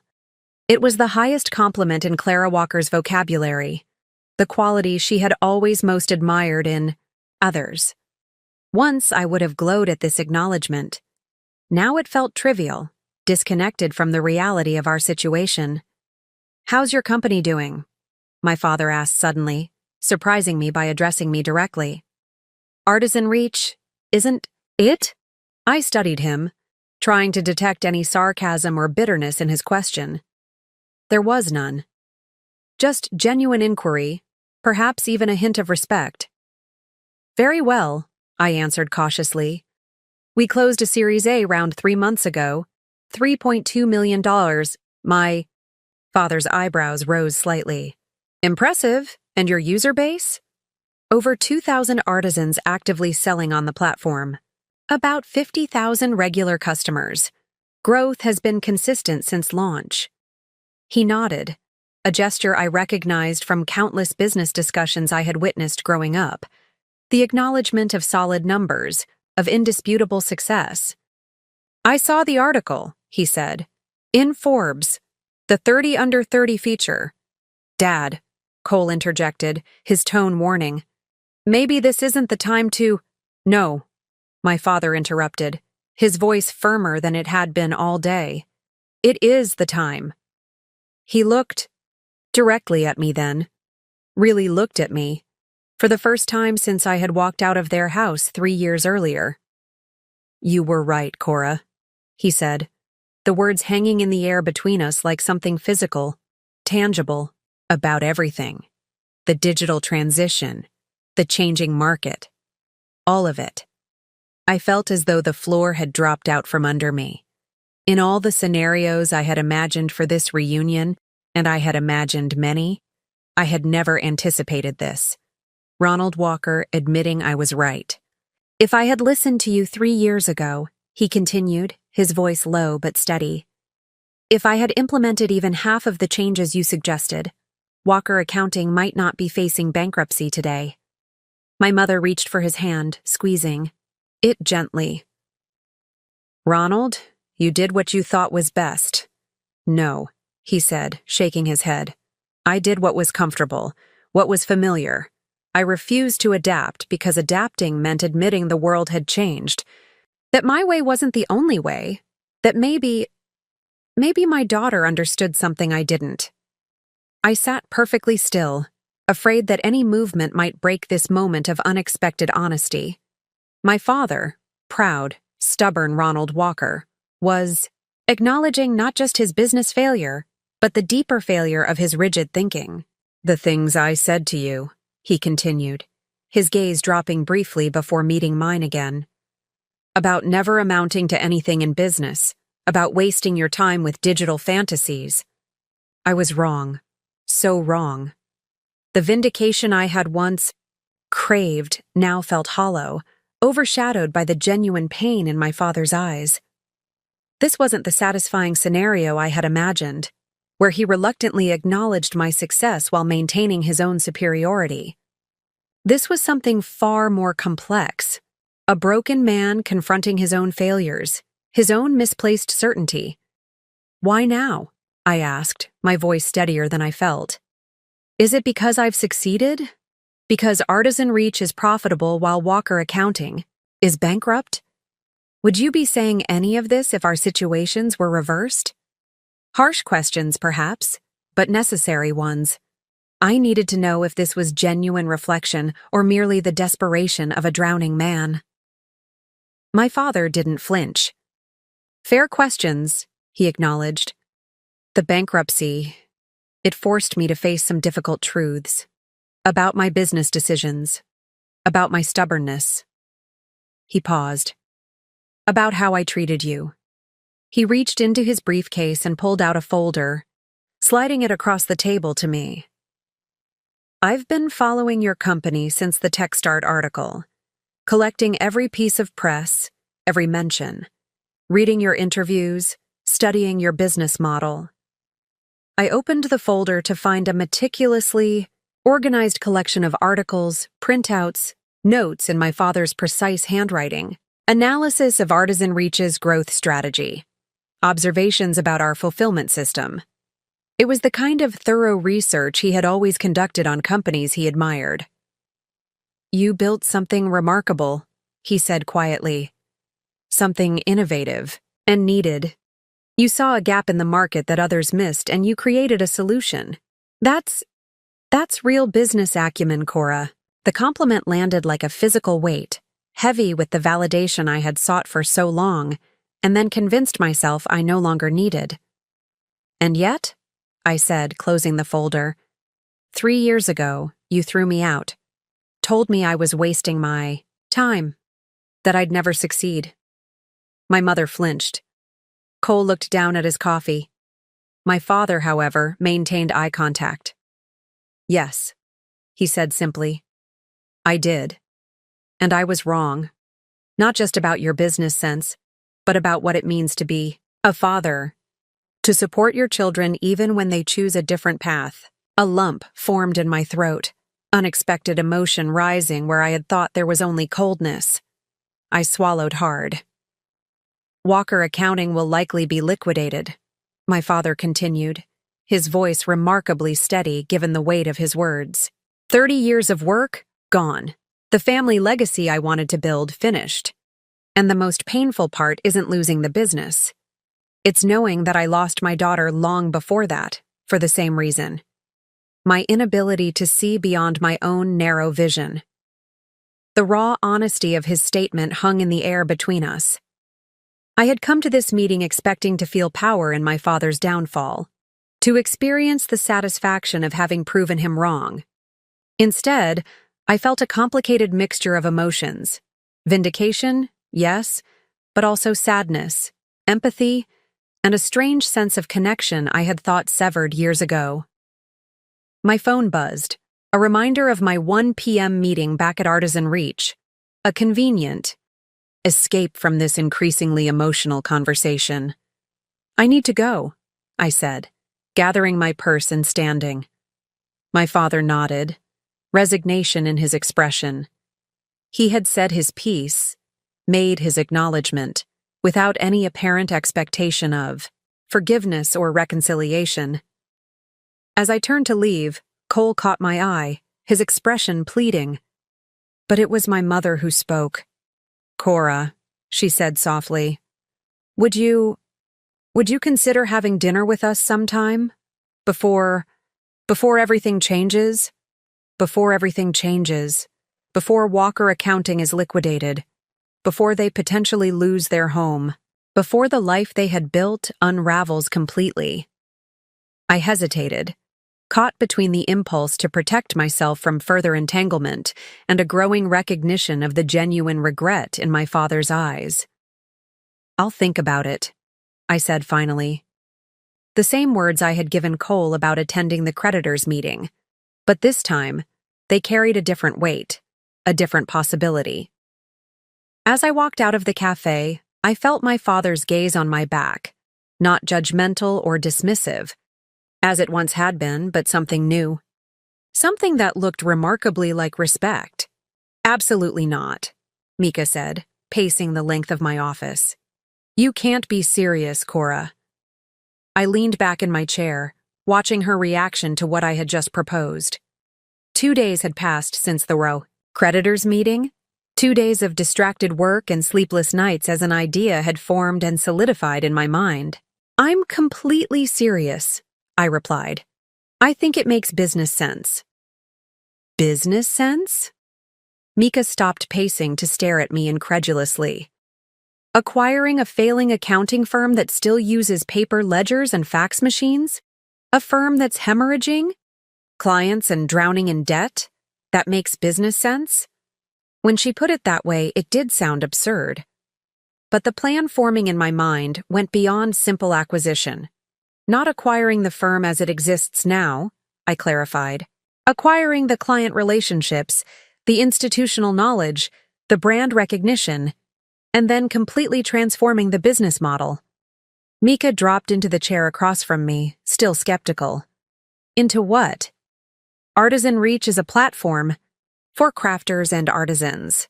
What do we know about accounting services? We know technology. We know user experience. We know how to build platforms that connect service providers with clients." I pulled up a presentation I'd been working on since 3 a.m. What if we created a digital platform that connects small businesses with accounting professionals? Walker Accounting already has the expertise and client relationships. What they lack is the technological infrastructure. Mika studied the slides, her initial resistance giving way to professional curiosity. "So, we'd be essentially creating a new division of Artisan Reach? Artisan Reach Financial?" "Something like that." I nodded. Different branding, different target audience, but the same underlying technology philosophy, connecting providers with customers through a streamlined digital experience. She scrolled through my projections, frowning slightly. "The numbers? Look solid, but Cora, I have to ask, is this really about business opportunity or is it about your family?" The question was fair, one I had been asking myself since the idea first occurred to me. Was this a logical business move or an emotional reaction to seeing my father broken by failure? "Both," I admitted after a moment. But that doesn't make it a bad decision. Sometimes personal insight gives us business advantages. Mika set down the tablet, studying me with the directness that had made her such a valuable partner from the beginning. You're the CEO. If you want to pursue this, I'll support you. But I need you to be clear-eyed about the challenges. This isn't just about building new technology. It's about integrating a traditional business culture with our startup mentality. It's about managing your family dynamics within a professional context. I know, I said quietly.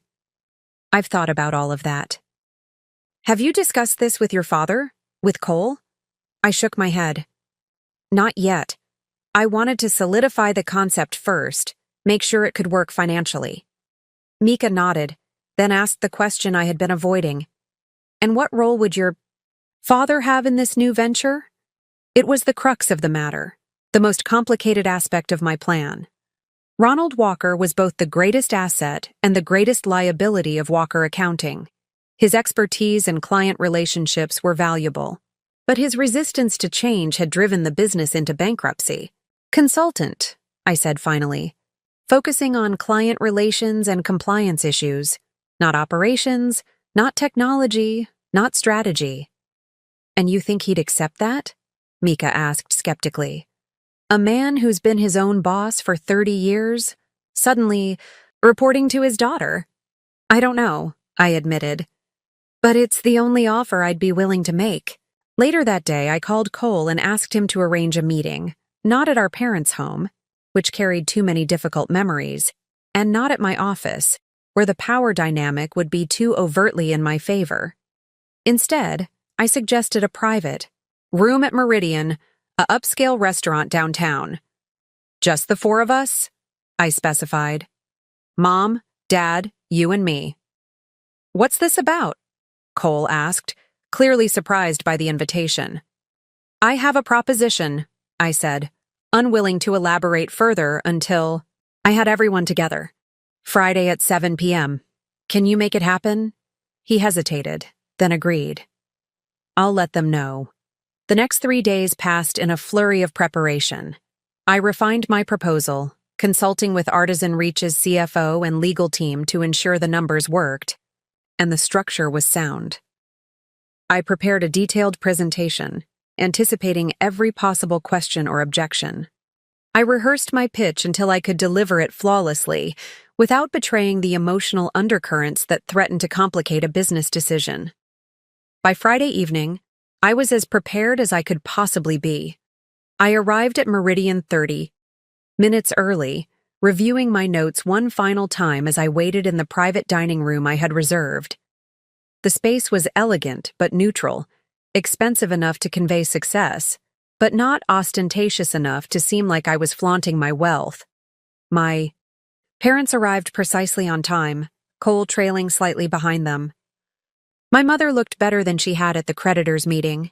She'd colored her hair, applied makeup, made an effort with her appearance in a way that suggested she saw this dinner as important. My father, too, seemed to have recovered some of his dignity, his suit pressed, his posture straighter, though the defeated look had not entirely left his eyes. After brief, awkward greetings, we were seated, and a server took our drink orders. I opted for sparkling water, needing complete clarity for what was to come. My father, who had always enjoyed a scotch before dinner, also requested water, a small detail that didn't escape my notice. Thank you for coming, I began once the server had left. I appreciate you taking the time to meet with me. Of course, my mother said quickly, her smile strained but genuine. We were surprised by your invitation. My father nodded but remained silent, watching me with a new wariness that seemed born of hard lessons learned. I've been thinking about Walker Accounting's situation, I continued, deciding to get straight to the point, about the challenges you're facing and the likely outcome of the Chapter 11 filing. My father flinched slightly, but his voice was steady when he spoke. The vote is scheduled for next Tuesday. Based on the creditors' reactions, we're expecting to be forced into Chapter 7 liquidation. Which means you'll lose everything, I stated. Not as a question, but as the reality we all understood. The business, potentially your home if it was used as collateral, your retirement security. Cole shifted uncomfortably. Cora, we're aware of the implications. I have a proposal, I said, opening my tablet and activating the presentation. Had prepared. A way to salvage something from Walker Accounting while creating a new opportunity for growth. I outlined my vision. Not a bailout or a charity, but a business transformation.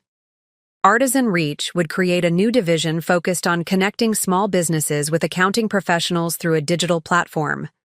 We would acquire the Walker Accounting client list, brand recognition, and expertise while completely overhauling the business model and technological infrastructure. As I spoke, I watched their reactions carefully. Cole was immediately engaged, seeing the potential with the same quickness that had always characterized his thinking. My mother looked hopeful but confused by some of the technical details. My father listened with an intensity I had never seen from him before, his expression shifting from skepticism to cautious interest as I explained the financials.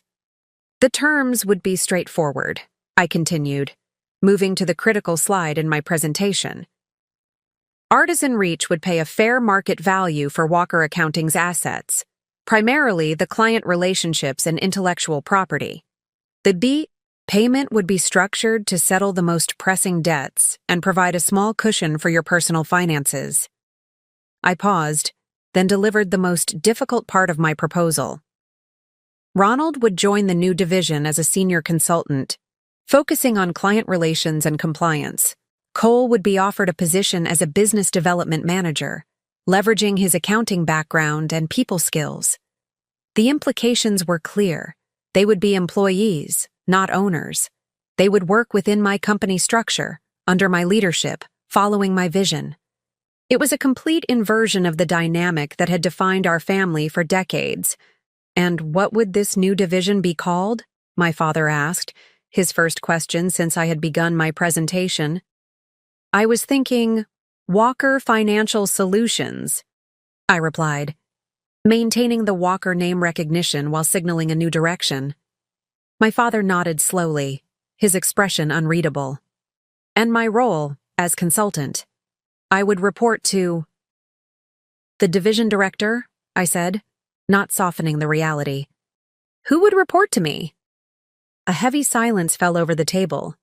3 years ago, my father would have dismissed such a proposal immediately, outraged at the suggestion that he work under anyone's authority, let alone his daughter's. Now, he simply absorbed the information, his face betraying complex emotions. I couldn't fully decipher. This is, my mother began, then stopped, clearly uncertain how to proceed. It's a business offer, I said, closing my tablet. Based on business realities. Walker Accounting as it exists now is not viable, but there's value there that could be leveraged in a new context. Why? My father asked finally, the single word hanging in the air between us. I could have given him the strictly business rationale. The operational synergies, the market opportunity, the potential return on investment. But honesty seemed more important in this moment. Because I see an opportunity, I said. A business opportunity, yes. But also an opportunity to create something new from what's been broken. For all of us. My father held my gaze for a long moment, then nodded once.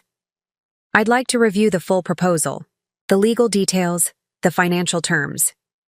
Of course, I agreed, relieved that he was approaching this as a business discussion rather than an emotional one. I'll have the documents sent to you tomorrow. As dinner arrived, the conversation shifted to lighter topics, though the weight of my proposal remained present in every carefully chosen word, every measured reaction. We were negotiating not just a business arrangement, but the terms of a possible reconciliation, a new relationship built on different foundations than the one that had fractured 3 years earlier. When the meal concluded, my father extended his hand to me, a formal, business-like gesture that nonetheless carried emotional significance. Thank you for the proposal, Cora. It's thoughtful, thorough, professional. Professional. The same word my mother had used to describe my appearance at the creditors' meeting. But coming from Ronald Walker in this context, it was more than a comment on my presentation style. It was acknowledgement, respect, recognition of my business acumen, everything I had once desperately wanted from him. "I'll wait for your response," I said, shaking his hand firmly, equal to equal. As they left, Cole lingered behind. "That was not what I expected," he admitted. "What did you expect?" I asked. "I don't know. Gloating, maybe? A declaration of independence? Not this." "This is a business decision," I said, though we both knew it was more complicated than that. Cole smiled slightly. "If you say so." Then, more seriously, "He'll take the deal, Cora. He doesn't have a choice, and he knows it." As I drove home that night, I contemplated Cole's words. My father didn't have a choice, a stark reversal of our positions from 3 years ago. The power was entirely mine now. I could dictate terms, set conditions, require acknowledgments of past wrongs. But watching him across that dinner table, seeing the effort it took for him to consider working under his daughter's authority, I realized that power didn't feel as satisfying as I had once imagined it would. What I wanted wasn't submission or revenge. It was something more complex, a new relationship built on mutual respect, where both our strengths could be acknowledged without the toxic dynamics of the past. Whether that was possible remained to be seen. 5 days after our dinner at Meridian, I received a call from Cole. "Dad wants to meet," he said without preamble. "Just you and him, to discuss the proposal." I had expected this, a private negotiation between the two strongest personalities in the family. What surprised me was the location he suggested. "He wants to meet at the house," Cole continued. "In his home office. The Walker family home, the place I had walked away from 3 years earlier, vowing never to return. The site of my most painful rejection. My father's territory." "Why there?" I asked, unable to keep the edge from my voice. "He says there are things you need to see," Cole replied. "Things that will affect your decision." Curiosity overwhelmed my hesitation. "When?" "Tonight, 7 o'clock. That evening, I drove the familiar route to my parents' suburban home with a strange mixture of dread and determination. The neighborhood hadn't changed, the same manicured lawns, the same stately houses, the same sense of established prosperity. But something felt different, a subtle shift I couldn't immediately identify. As I pulled into the driveway, I realized what it was. The Walker house, always impeccably maintained, showed small signs of neglect. Unraked leaves beneath the maple, tree peeling paint on the porch trim, burnt-out bulbs in the landscape lighting, minor details that spoke to larger financial constraints. My mother opened the door before I could ring the bell, her smile tentative but genuine. "Cora, thank you for coming." I nodded, stepping into the foyer where family photos still lined the walls, including several of me that I had assumed would have been removed after my departure. The house smelled the same, my mother's favorite potpourri, the lemon polish she used on the hardwood floors, the faint hint of my father's cologne. "He's waiting for you in his office," she said, gesturing toward the hallway I knew so well. "Can I get you anything? Tea? Coffee?" "No, thank you," I replied, already moving toward my father's sanctuary, the room that had been off-limits throughout my childhood except by specific invitation. The door was open, unusual for a space my father had always kept carefully controlled. He sat behind his desk, but rose when I appeared in the doorway. "Cora," he said, his voice carrying none of the authoritative tone I associated with this room. "Thank you for coming." I stepped inside, immediately noticing changes. The impressive mahogany desk, once meticulously organized with files and documents, arranged at precise angles, was now cluttered with disorganized papers. The credenza that had displayed his professional awards and certifications was half empty, several items apparently sold or packed away. "Your proposal," he began, gesturing to the chair across from him. "I've reviewed it thoroughly. The terms are fair. More than fair, actually." I sat, maintaining the professional demeanor I had decided would define our interactions going forward. "Good, then we can proceed with the necessary paperwork." "Before we do," he said, "there's something you should know, something that might change your offer." He turned to the filing cabinet behind him, the one that had always been locked throughout my childhood, and removed a thick folder. Setting. It on the desk between us, he opened it to reveal financial statements, medical bills, and insurance documents. "I have Parkinson's disease," he said quietly. "Early stages, diagnosed about 18 months ago." The revelation hit me like a physical blow. "Parkinson's?" I repeated, trying to process this unexpected information. "Does Mom know? Cole?" He nodded. "Your mother knows everything. Cole knows about the diagnosis, but not all the details." He gestured to the documents. "The medical expenses have been substantial. Part of what pushed Walker Accounting into bankruptcy." I looked more closely at the papers, seeing now what he wanted me to understand. The business hadn't failed solely because of his resistance to modernization, though that had been a major factor. It had been further strained by mounting medical bills, treatments not fully covered by insurance, experimental protocols he had pursued in hopes of slowing the disease's progression. "Why didn't you tell me?" I asked, the question encompassing both his diagnosis and the financial strain it had caused. "Would you have cared?" he countered, not harshly, but with genuine uncertainty. "After how we parted, after what I said to you." I had no immediate answer. Would I have cared? Had I known my father was facing a degenerative disease while still refusing to acknowledge my business acumen? Would it have changed anything? "The tremors will get worse," he continued matter-of-factly. "Eventually cognitive decline is likely, which means your offer, the consulting position, it may not be viable long-term." I studied him. The slight tremor in his left hand that I had attributed to age or stress now revealed as something more significant. The weight loss that suddenly made more sense. The careful way he moved as if constantly aware of his body's potential betrayal. "Why are you telling me this now?" I asked. "You could have accepted the offer without disclosing your condition." "Because," he said, meeting my eyes directly, "I don't want your help if it's based on incomplete information. I don't want your pity, and I don't want to be a liability to your company." In that moment, I recognized something in my father I had never fully appreciated before.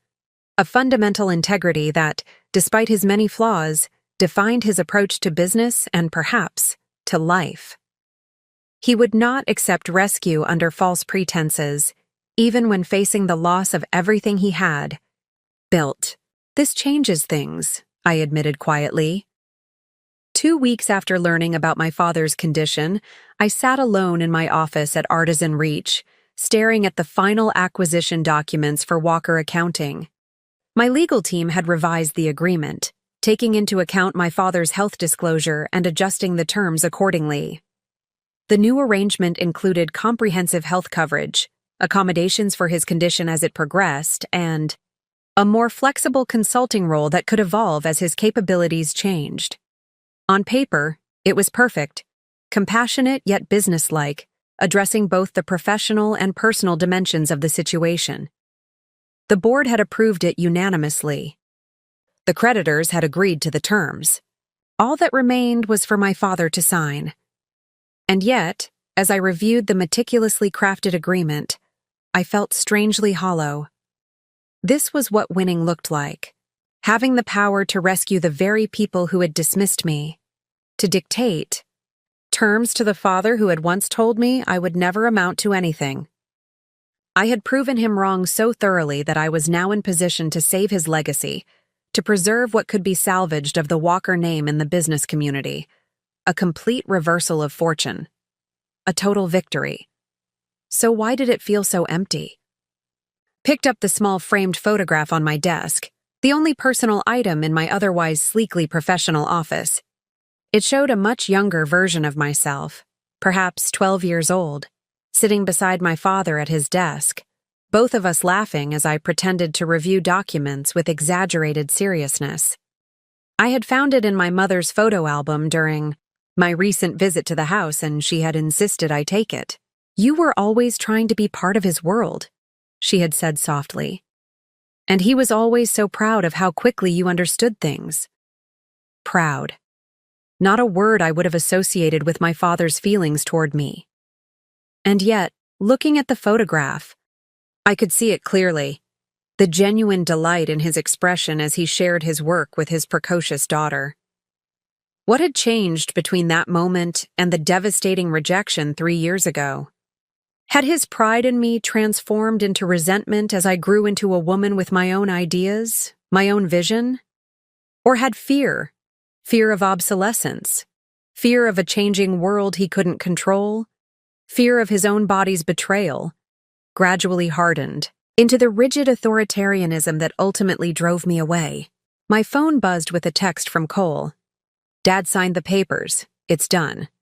I should have felt triumph, satisfaction, closure. Instead, I felt a strange grief for what might have been. A relationship based on mutual respect rather than power. Struggles, a collaboration rather than a competition, a family business that evolved together rather than fractured apart. I had won, yes, but what exactly had I won? The right to employ my ailing father? The opportunity to watch him navigate the humbling transition from owner to consultant? The chance to prove, day after day, that my business vision had been right all along. Victory had never tasted so bitter. That evening, as I prepared to leave the office, Mika appeared in my doorway. "Just heard the news," she said. "Congratulations on closing the deal." "Thanks," I replied, my tone evidently less enthusiastic than she expected. She studied me for a moment. "You don't seem very celebratory for someone who just acquired a company and proved her father wrong about everything." I smiled wryly. Turns out revenge is less satisfying than advertised. "Is that what this was?" she asked, perching on the edge of my desk. "Revenge? I thought it was a business decision," I said, but maybe that was just what I told myself to justify it. Mika considered this. "So what now? You're having second thoughts?" "Not about the business aspects," I clarified. "The acquisition makes sense. But the personal angle?" I trailed off, uncertain how to articulate the complicated mix of emotions I was feeling. "He'll be working here soon," Mika pointed out. "Reporting to the organization you built. Is that going to be okay?" It was the question I had been avoiding. Could I truly work with my father, day in and day out, without the dynamic becoming toxic? Could he accept my authority after a lifetime of exercising his own? Could we build something new from the ashes of both our old relationship and his failed business? "I don't know," I admitted. "But I'm starting to think that this—" I gestured to the acquisition documents on my desk. "This victory over him, it's not what I really wanted." "What did you want?" I picked up the childhood photograph again, studying the genuine connection captured in that moment. Recognition, maybe. Respect. A chance to be seen for who I really am, not who he wanted me to be. "And did you get that?" Mika asked gently. I thought about my father's face at the creditors' meeting, the folder of articles he had collected about my success, his integrity in disclosing his medical condition rather than accepting help under false pretenses. "Maybe," I said slowly, "but not in the way I expected." The day my father was scheduled to begin his consulting role at Artisan Reach, I arrived at the office an hour earlier than usual. I had arranged for him to have a small but comfortable office near mine, close enough for easy collaboration, but with enough separation to maintain professional boundaries. I stood in the doorway of the space, surveying the accommodations my team had prepared. The ergonomic chair selected for its support and ease of use for someone with his condition. The computer with specialized software to account for potential tremors. The carefully organized reference materials. Everything was perfect, professional, considerate, and completely wrong. A memory surfaced, my father showing me his first office when I was just a child. "This is where I make my own rules," he had told me, pride evident in his voice. "Where I build something that's truly mine." In that moment, I understood what I needed to do. When Cole arrived with our father 30 minutes later, I met them in the lobby. My father looked nervous but determined. Dressed in a new suit that hung slightly loose on his thinner frame, he extended his hand formally as though greeting a business associate rather than his daughter. "Ronald," I said, shaking his hand. "Thank you for coming. But there's been a change of plans." His expression faltered, uncertainty replacing his professional demeanor. "Change of plans?" "Follow me," I said, leading them not to the office I had prepared but to my own private conference room. Inside, I had laid out a set of documents distinctly different from the acquisition agreement he had signed. "What's this?" Cole asked, looking confused. I took a deep breath. "A new proposal." My father approached the table cautiously, scanning. The first page.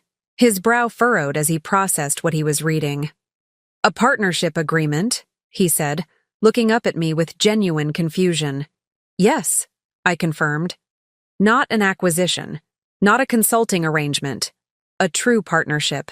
I explained my revised vision, a separate but affiliated entity called Walker Digital Solutions, jointly owned by Artisan Reach and the Walker family. A structure that would preserve the Walker name and autonomy while leveraging Artisan Reach's technology and investment. "You'd still have your own company," I explained, "your own rules, your own legacy, but with the support and resources you need to make it viable."